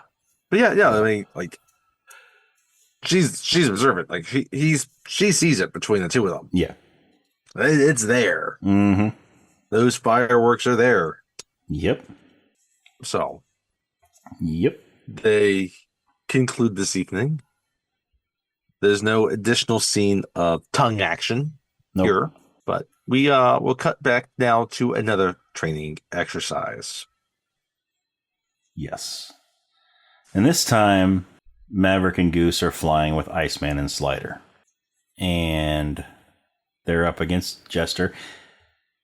Viper's not in this one, is he? I don't think. He is. Is he? No, not Viper. No, Viper's not. Viper's not. It's Jester, but yeah, it's Viper's Jester. Still on the ground. So yeah, it's just Jester. And Maverick is staying with his wingman, as he's supposed to do. But he's sort of behind him. Sort of behind Iceman, who is trying to get a lock on Jester. and he can't quite get that lock. He can't quite get it. Jester's he's outmaneuvering him just a little bit, so he can't get a solid tone on him. And Maverick, he has a direct line to him, but Iceman's in the way. So he's not able to, to try to lock onto him while Ice is where he is. So he's trying to tell him, get out. I have a shot. Get out of the way. And Iceman's like, give me 10 more seconds. 10 more seconds. I'll have him. And well, it gets to the point where,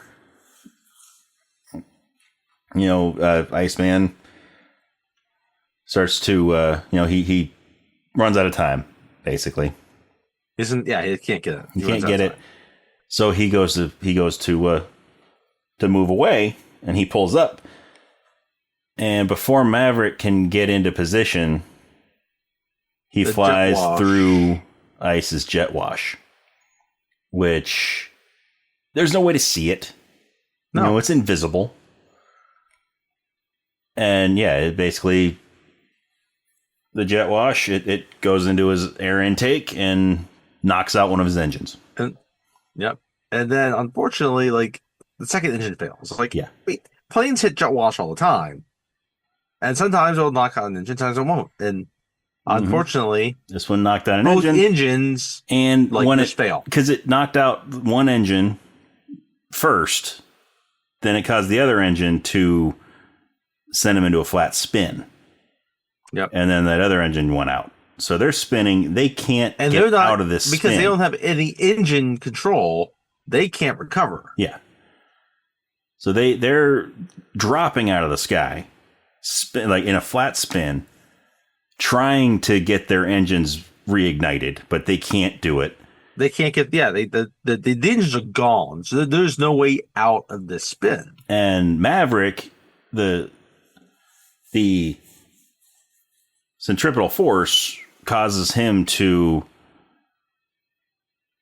get smashed up against the instrument panel, so he can't reach the eject lines. So he tells Goose to eject, and so Goose is able to reach up and grab the ejection handles, pulls him down. Canopy blows off, and both seats go flying up to eject out of the plane. However, Goose's seat, so the canopy doesn't quite clear before they get launched out of the plane, and Goose slams into the canopy head first. Canopy. That's not good, is it? No, it's not. Even though he was wearing a helmet. I mean, they're going at a fast speed, and they get ejected at a fast speed, and the canopy getting launched is at a fast speed. Yeah, and they're over water at this time, also. They're over the lake. They're over the water. And are they over the lake or are they over the ocean? Maybe over the ocean. It's San Diego, so it could be maybe a lake that's out there. Or it might be the ocean. I always thought they were over the ocean, but anyway, because it's the Coast Guard that comes in that responds. As these things, so, it's designed that there's chutes open as they eject. Yeah. And so both those chutes open just fine. And so Maverick lands in the water, and then he looks over, and Goose is just limp in his parachute. And he lands in the water. Maverick goes over to him, grabs him, pulls him up onto his back, and he's just holding on to him, just. And it's not long after, there is a Coast Guard helicopter ready there, and the guy's down in there. It's like, you gotta let go of him, sir. We'll get him in a minute. Right?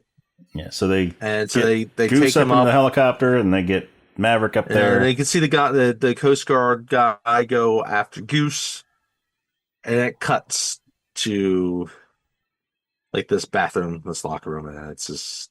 And Maverick is standing there at the sink in his tighty whities. Yes. He's looking at himself in the mirror. He's pointing at himself. Mm-hmm. Splashing water in his face. And Viper comes in. And confirms what was obvious already. And he just tells him Goose is dead. And Maverick's like, I know. I held his limp body. I know.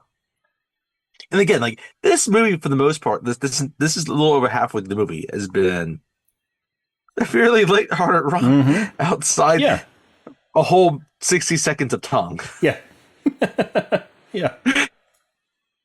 And all of a sudden, someone dies in the middle of this movie. Someone has a One of wife the and a main young characters, son. one of the main characters of this movie, who has a wife and a young son. I mean, yeah, it's been foreshadowed the entire movie. But still, you don't like seeing it happen. And it hits. You don't like seeing it happen because, like, you like Anthony Edwards in this movie. You like how he portrays the character. You see his son. The son is cute as hell. Yeah. Meg Ryan's Meg Ryan. She's such a likable actress. Like, the three of this family should be a family forever. Yeah. But no, we don't get that. Goose dies. Right?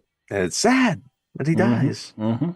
Right? We get a scene where we see Maverick packing up his things. Maverick blames himself. You know, we've got, because right after this, then we have him in front of, a tribunal. The little tribunal. Like, and they are, again, like, obviously there's an investigation about what happened. Yeah. And it's determined that their plane flew through the jet wash. There was no way of seeing it there. There was no way of knowing that it was there. Or knowing it. And once the engines failed, there was no way he could get out of that spin. And so no blame is placed on Maverick whatsoever. But he's blaming himself. Just because the military has cleared him, that he's not going to face, just because he's not facing any sanctions, he's going to sanction himself. Yes. He lives with this guilt. Yes. He thinks that as good of a pilot as he is, he should have been able to recover from that spin and keep Goose from dying. He has one last conversation with Goose's wife. And Meg Ryan's crying. No one likes seeing Meg Ryan cry. Yeah. Well, first off, so Meg Ryan is sitting out in the waiting room, and it takes him a minute to go through the door, to walk through that door and face her. It does.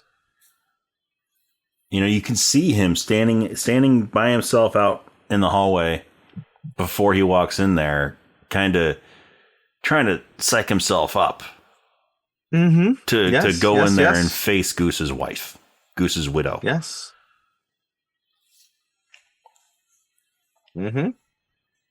Because he blames himself. And so he goes in there, and she gets up, she stands up, she comes and she hugs him and tells him that Goose would have flown with anybody, but he loved flying with Maverick. He loved Maverick. Maverick was his brother, his best friend. And there's an important aspect to this. So, again, he's absolved from the military, absolved from his best friend's wife. Like, she could blame him, but she doesn't. And in some ways, if she blamed him, he would like excuse that more than like if the military blamed him. Yeah. Like he would, but like again, even her absolving him from blame does not lift that guilt from him. Right? Like he would not blame her at all. Like if she was really angry with him. If she decided to just cut all ties with him, never speak to him again, kick him in the balls, right? Yeah. He would not blame her one bit if she decided to do all that. But she doesn't. She doesn't blame him mercy at on all. Him. She is grieving hard, and yet she realizes that they're together in this pain. Meanwhile, the poor boy there is just sleeping on the thing, having no idea. He's just sleeping in a chair. So I hate seeing little boys that are like lose a father like this or a parent in the movie. Yeah. It's a gut punch. Yeah. Like, again, this is a happy Jerry Bruckheimer movie, and all of a sudden they pull this out under you. Mm-hmm. Pull this out from under you. Yeah. But so he holds on to Goose's dog tags. Yes. He's got Goose's dog tags with him. And then Viper is talking to Jester, and he tells him, get him back in the air as soon as possible. Yep. You know, he's trying to get him to get through it. He's trying to get through all of this. He needs to get back in the air him. soon. Like, if he wants to get up there, he needs to get up there. So, right?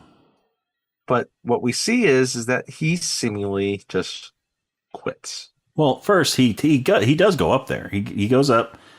Oh, that's right. He does partner with Sundown. Yes, he's partnered with Sundown. Which, what happened to Wolfman?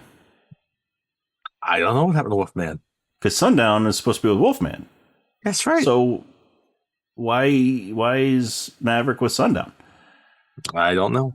But anyway, so maybe Wolfman just had a bad case of the runs that morning. Mm-hmm. But they're up there, and they get a lock. Jester is making it way too easy for him, right? Because they're just trying to get him back in the saddle, basically. Yes, exactly. They're giving him the setting to easy Maverick level.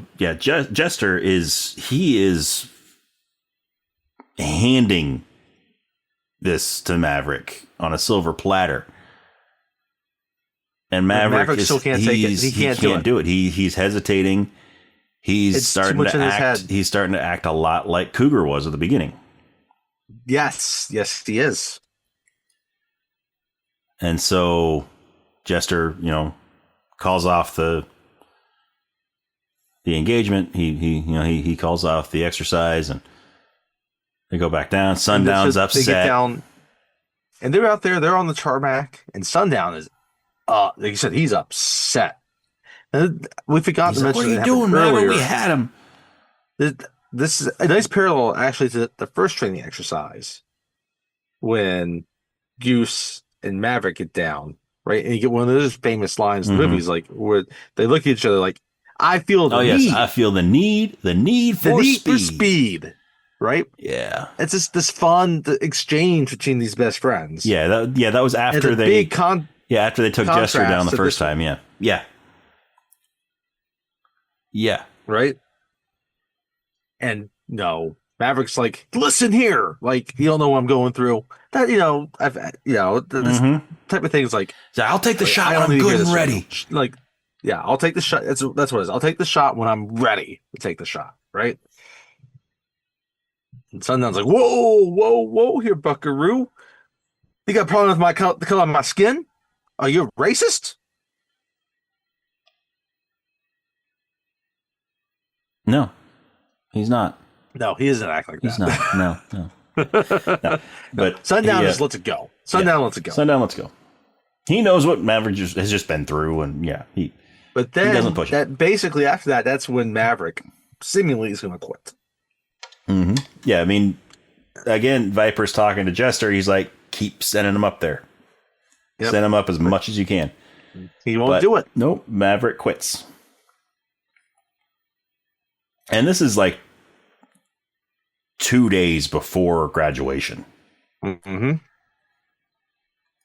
And so the next day, Maverick is invited over to Viper's house. Yep, and he goes over. And Viper, it looks like he's having some sort of get-together. Yeah. His family's there. There's probably some other kids there, and,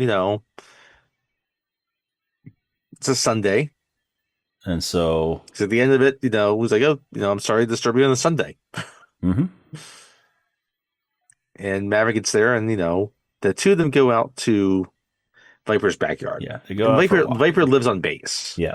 Right? You can tell this is like military-style housing. And Viper he tells him, he tells Maverick that he has enough points to graduate with the rest of the class tomorrow. It's like, you're not going to win Top Gun. Iceman's got that. Sorry. But just because he didn't have the last few flights, you still have enough points to graduate. So if you go tomorrow, you can still graduate. And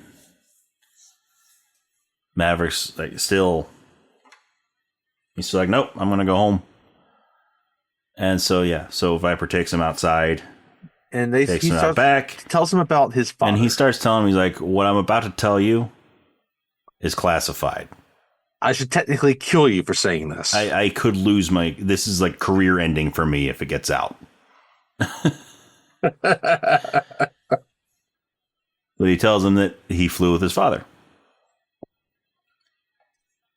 And so what we had learned earlier was Maverick's father was MIA, but also believed to be, have broken the rules. His operation. He was when he was lost. Yeah, basically had gone rogue. Yeah, was what Maverick was told. So he wasn't following the rules and all this, right? But as Viper tells it, well, no, typically they don't really tell even the next of kin what actually happened here. So, especially if what happens is an operation that is across the boundaries where we're not supposed to be flying. Mm-hmm. So he's like, so there we were flying F-4s in Vietnam. Straight from Vietnamese airspace. Yep. And there were 3 pilots that were in trouble. And so your dad defied orders to go and rescue them. Mm-hmm. He said maybe there were like 5 pilots or something like that were in danger. And he saved 3 of them before getting shot down. Yep. And he was shot again. He was not shot down over Vietnam. So they don't say if it was like Cambodia or Laos or where it was, right? But because, that's why it's secret, because you can't talk about operations that are not actually engaged with other nations that you're not technically engaged with. So basically he's telling them that his dad died a hero. But yes. No matter what the official statement from the military is, his dad died a hero. Your dad was a hero. And you should be proud of your father. Right? And again, he's been wearing this about what's happened to his dad, and you could tell part of it's because how much it weighed on his mom. Mm-hmm. He's had this burden for 20 years. So and he doesn't tell him what to do, whether he should go, he just says it's decision's still yours about what you're gonna do. You're a good pilot. And you could be a great pilot. Mm-hmm. And you got the points to graduate, like we were saying. So, and you could tell that there is a certain you can see there's a kind of a weight that kind of falls off a little bit. A little bit. And he's a little bit more relaxed, and he thanks Viper, and he leaves. And we cut to the graduation, and now everyone's there. Everybody's right? Because it's graduation. Iceman and Slider are holding up the trophy. They won! Yeah! We won! And everybody's sort of looking around that nobody sees Maverick. Where's Maverick? Maverick's not here. And then Maverick comes walking up in his whites. Everyone's happy to see him. And everyone's happy to see him. And then Viper comes up with orders. It's we can't really celebrate too long. We got some orders. Enjoy your celebration Obviously, tonight. We got some orders. They can't celebrate it long. Enjoy the celebration tonight. Have fun. But tomorrow, it's time to work. We're going back to the Enterprise, and we're going to tomorrow's time to work. James there Kirk. Are a few of you that have assignments out in the Indian Ocean tomorrow. And so, Iceman and Slider, Wolfman, I think, gets sent over there, doesn't he? He does. So Wolfman at And then sundown. Then Maverick, and then he's like, they'll have a partner with ready for you when you get there. If they don't, I'll fly with you. I like that part. Like, if they don't, like, I'll fly with you. I don't know. I might rather fly with Tom Skerritt than Tim Robbins. Yeah. Sorry, Susan Sarandon. I know you married him and you trust him. And sorry, Morgan Freeman. I know he was your best friend in prison. But anyway. Yeah, even if it did take him 2 whole weeks to say more than 2 words to you. That's right. So they fly back to the Enterprise. We're back in the middle of the Indian Ocean like we were at the beginning of this movie. Yes. And we're back with James Tolkien. We're back with Principal Strickland. Stinger. Singer, yes. Principal Strickland Stinger. We have a ship here that kind of I forget how it all happened, but it has wandered into waters that should not be in. And they need to rescue it.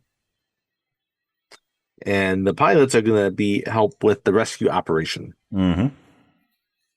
Right? Unfortunately, they believe there were MiGs in the area. So they're going to go up, and just in case these MiGs come by, they're going to be there to try to fight them off. Well, we can help get the ship back into safe waters. Yeah. So Maverick is being paired up with Merlin. Tim Robbins. We saw at the very beginning of this movie. Since Cougar's not around anymore, he's been sitting on the Enterprise just waiting for another pilot. Merlin lost a pilot. Maverick lost a navigator. So together. Yeah. A radio man. But whose tongue does Maverick have? Charlie's.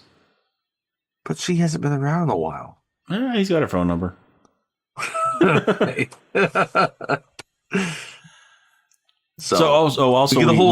did miss one part before the graduation when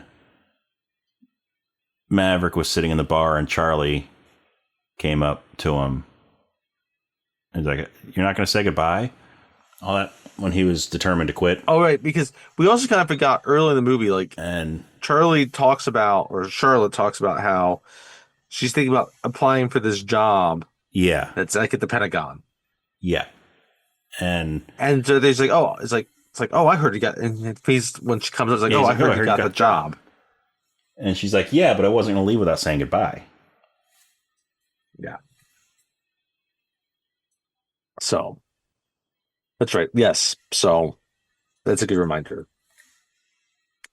And so during this thing, like the first pilot supposed to be up is Iceman, right? And right, Maverick and Merlin, they're waiting, right? They're not flying up with the initial group. Yeah. Yeah, so Iceman and Wolfman are the 2 planes that are going up first. And yeah, Maverick is sort of supposed to wait. He's supposed to be their reserve. Yes. In case they need somebody else. These MiGs come up and we start having this dogfight. These MiGs come up. Eventually what happens is that the MiGs are able to shoot pretty quickly. Wolfman.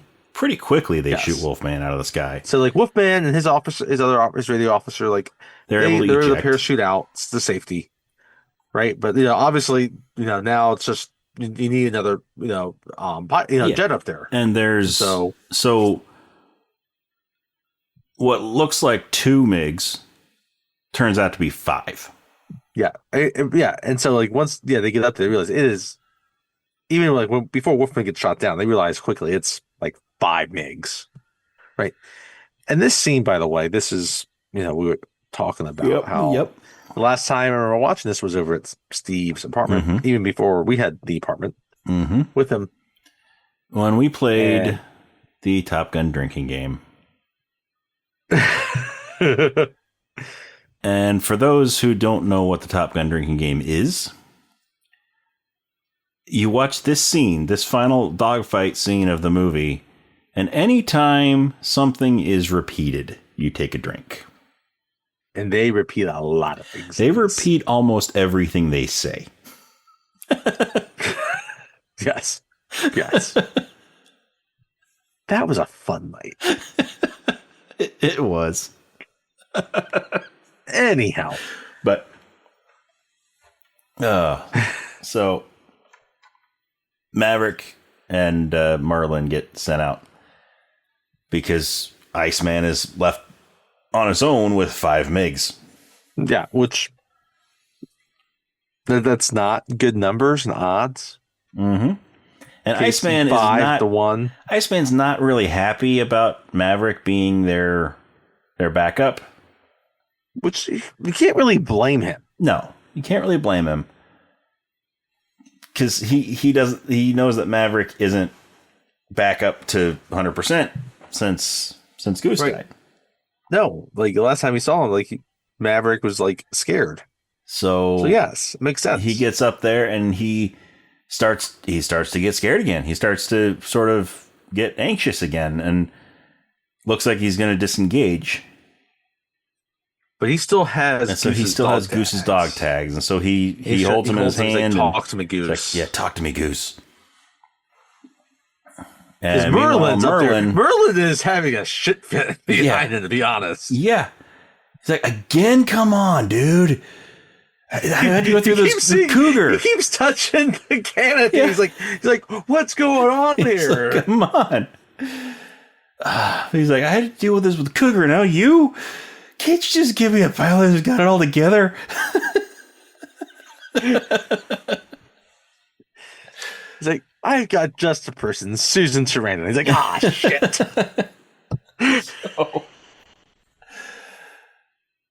So Maverick, he gets it together and he re-engages. And Iceman has a MiG on his tail. And so Maverick comes in, he shoots down this MiG that's on Iceman's tail. Yes. Mm-hmm. So then we have this dogfight going on between these remaining 4 MiGs and these 2 F-14s. And, we get some more of those classic lines, we're too close for missiles and switching to guns. Too close to missiles. We're switching to guns. Drink. So, but yeah, so anyway, they end up shooting down 3 more MiGs between the 2 of them. 3 more MiGs between the 2 of them. Drink. Or wait. No, it was 2 more. They shoot down 2 more MiGs between the 2 of them. Yeah, I think Maverick gets 1 more. There's the one. Iceman gets 1 more. And then there's 2 left that both bug out. Left, that's right. And they end up just leaving. Like, yeah, these 2 MiGs see what they just did, what these 2 F-14s just did. Took out 3 of their planes. 3 of their group. So these 2 MiGs, they leave. So they're like, MiGs are bugging out. And everybody's cheering. Woohoo! And so they hit. And meanwhile, Iceman has been shot. Like, his plane's been shot a few times. Yes, no, that's right. We can't forget that. Yes. Not with missiles, but with bullets. With bullets, yes. Because the MiG was too close for missiles, so he switched to guns. He should have seen Missing in Action, like when they just try to shoot Chuck Norris point blank with a rocket launcher. So anyway, so they're coming back down to land, and Maverick decides that they're going to do a flyby. So he calls in, Ghost Rider requesting flyby, and they're like, negative, Ghost Rider, the pattern is full. But this time, instead of just Maverick doing a flyby, we get Maverick and Iceman doing their flyby. While this same guy Yep. Now he's not. He is now on the Enterprise. He's now on the Enterprise. He probably left Fightertown, USA, to get away from this kind of stuff, and requested being stationed on the Enterprise. They're in California. I'm in the middle of the Indian Ocean. I should be okay. He should have said, you know what, I'm going to Antarctica. Yep, he should have. But no, he is once again getting a cup of coffee. And these two F-14s fly right by. And it ends up in his lap again. He spills the coffee all over himself again. And then, they land on the carrier. And everyone is cheering and screaming. And Iceman and Maverick see each other. They're like, you son of a bitch. And Iceman comes over to Maverick. He's like, you can be my wingman anytime. And Maverick's like, no, you can be mine.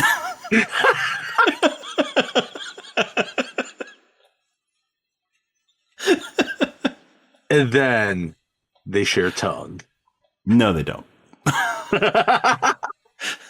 Maverick's tongue is only for Charlie in this movie. And so, yeah. And then, Viper comes up, like, yeah, you got to pick it anywhere you want to go. It's like, oh, no, not Viper. It was Strickland. Yeah. Yep. Like, I'm told you had to pick it anywhere you want to go. And he's like, you know what? I was thinking about being an instructor. It's like, you want to go to Top Gun? He's like, yes. He's like, God help us.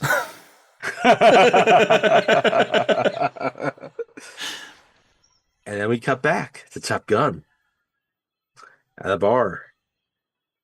Mm-hmm. Maverick walks in that bar. Well, Maverick is sitting at the bar. Oh, that's right. He's sitting at the bar. And he's got his Top Gun baseball cap sitting on the bar next to him. Yep. Yeah, and we saw Viper with this cap. We saw Jester with this cap earlier. All the instructors have Top Gun caps. Top Gun caps. And we see this hand reach for the jukebox, put a quarter in, and hit some buttons on the jukebox. And it's Great Balls of Fire, and it's Goose. He's resurrected. That'd be awesome. That'd be awesome. But no, unfortunately, no. We hear the Righteous Brothers play. You've Lost That Love and Feeling. And Maverick hears the song, and he turns, and Charlie is standing there. Now, did she give up the job to go back? I don't know. I want to know this question, the answer to this question. I don't know. Mm-hmm. Although, actually, no. Before we're back here in the bar, when they were still on the Enterprise, Maverick went over and to the edge of the ship, and he threw Goose's dog tags into the ocean. What I want to know is, I get it's his way of letting that go, but why does Goose's wife not have a dog? Exactly. I was thinking I have an issue with this. I was thinking the same thing. I mean, yes, I get the symbolism of the scene. I do too. I get it. I think there's a better way of communicating that than the dog tags. Yes, I get it. But those dog tags are something that if he's not going to hang on to them, his wife needs to give them to Goose's wife. Yes. Which would be a way you could really have a scene where he just passes them on to her or his Goose's son. Yeah, give them to his son. And that's the way that he lets go. Yeah. If he wants to drop something in the ocean, he could just drop the jewel from Titanic. Yeah. Yes. I mean, now he's pulling a Rose.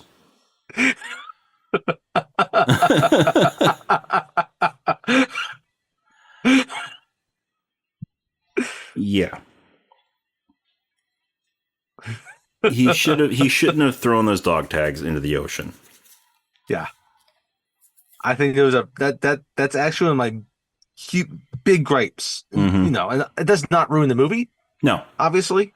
No. I mean, yes, there is some great symbolism there. letting go of But it is an his annoying little guilt, thing letting because, go like, of, all that. But especially when yeah. the context of it means that this death was this big thing. Mm-hmm. But we see his family within this, and so like there's a little Yeah. issue there with it. Yeah. Now, if Goose didn't have a family, it'd be one thing. Yes. But But clearly, he's got a wife and child. yeah, I mean, I get who adored him. Yeah, I get And Maverick being the one to hang Goose onto the dog adored tags in the them first also. place. Yeah, I get Maverick being the one to hang onto the dog tags in the first place. I mean, he's his partner. He's, he's up there in the cockpit with him every day. He's his best friend, his brother, I get Maverick having the dog tags. But if he's just gonna throw them out into the ocean, at least give them to Goose's wife or her son or his son. Yes. Let him stay in the family. And you can do the same, that way, releasing your guilt. You can do that same thing, handing over the dog tags to them. Exactly. He'll show up one day while Goose's son is watching a cartoon. Mm-hmm. It's like, these dog tags. I kept them in my ass. This uncomfortable hunk of metal. For 2 years, I kept it in my ass.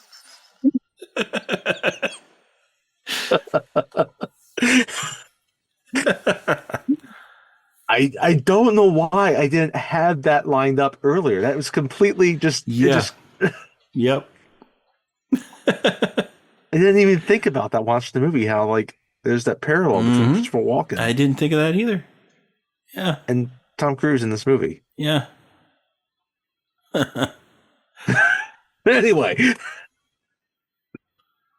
Now, if Viper had given Tom Cruise something from his dad. Yeah. Tom Segura, these dog tags, this watch. Tom Segura would not deliver it the way that Christopher Walken delivered. No. It was like, Yeah. he'd just be nonchalant. Yeah. This watch. And but yeah, so that is a gripe I have, though, and I'm with you on that. Yeah. Doesn't make a lot of sense. I need that to. I wish that would make more sense. But anyway, small thing. Yeah. Again, it's a summer blockbuster. This is the type of movie that does not need to be perfect. But yeah. Anyway, so they're in the bar, and Maverick looks up and sees Charlie, and they're reunited.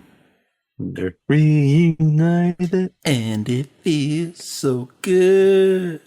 Let me lick your tongue. Have some tongue play once again. So, yeah, then credits. Credits roll. While they're tonguing each other again. Might be all they ever do. It's just tongue play. Mm-hmm. Who knows? Mm-hmm. We don't know. Tonguing it up. But that ends Top Gun.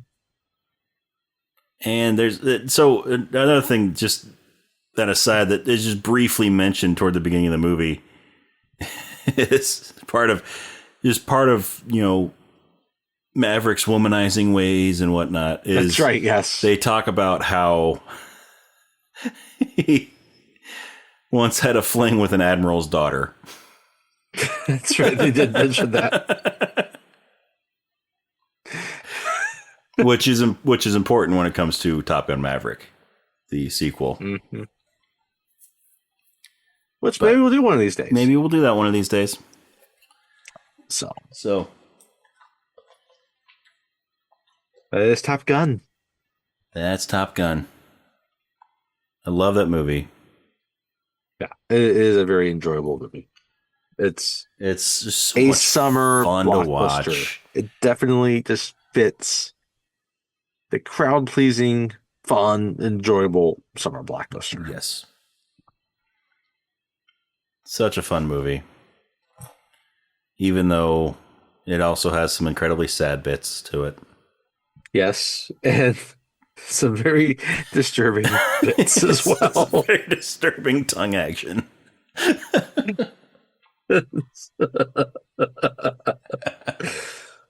Easily fast forwarded through. I mean, unless that's your thing. Hey, maybe it is. I don't know.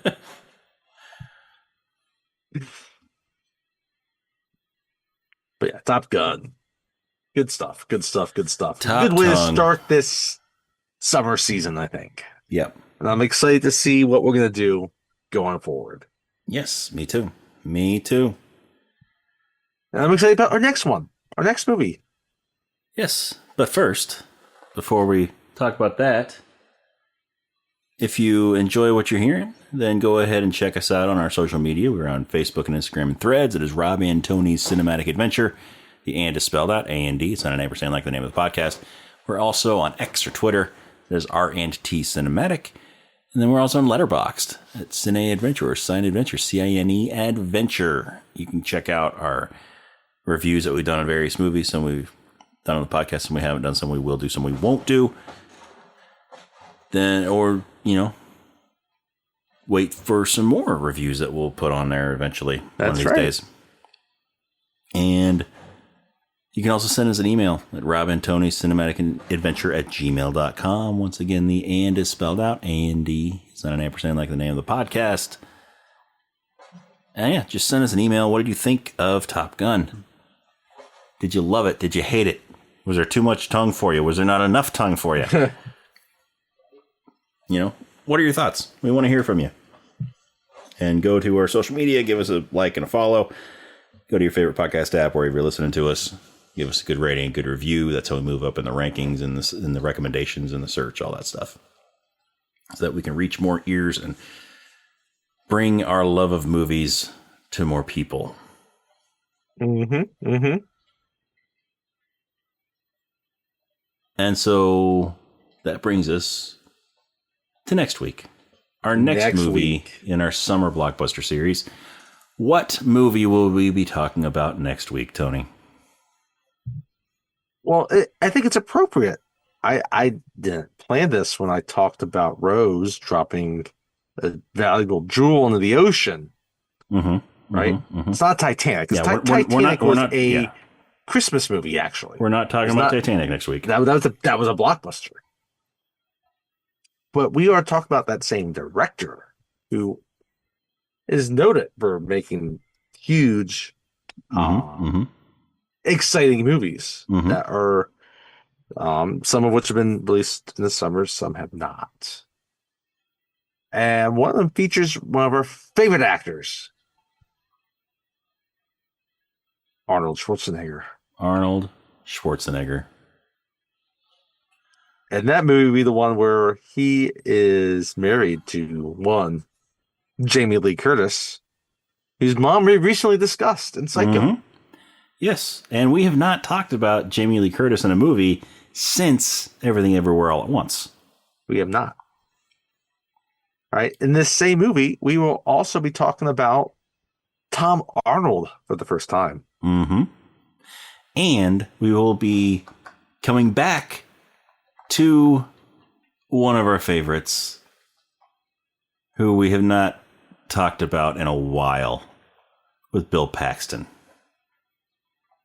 And that movie is the classic True Lies. True Lies. The oxymoron of a movie. True Lies. I love that movie. I love this movie too. I cannot wait to discuss this thing Cameron with you. Was still making movies that just kicked a lot of ass. I cannot wait to discuss this movie with you. And this is a movie. It's even. Go on. Sorry. It's even got another unsung hero.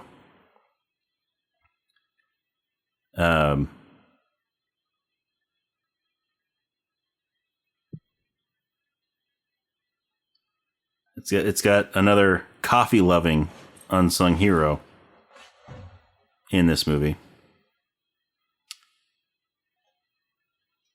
It has our old friend Grant Heslov. It does. That's right. It does. It does. Yes. Oh, yes. Yes. Yes. This is going to be a lot of fun to talk about. Yes. I have also not watched this movie in years, so I cannot wait to discuss this. I watched it fairly recently, within like the last probably 8 to 10 months. Okay. But yeah. This will be a fun one, though. So. Yes, it will. Love this movie, and I can't wait to discuss it with you. Even the poster is just... Mm-hmm. But we can discuss that next week. Yes, we can discuss that next week. But anyway, join us next week for True Lies.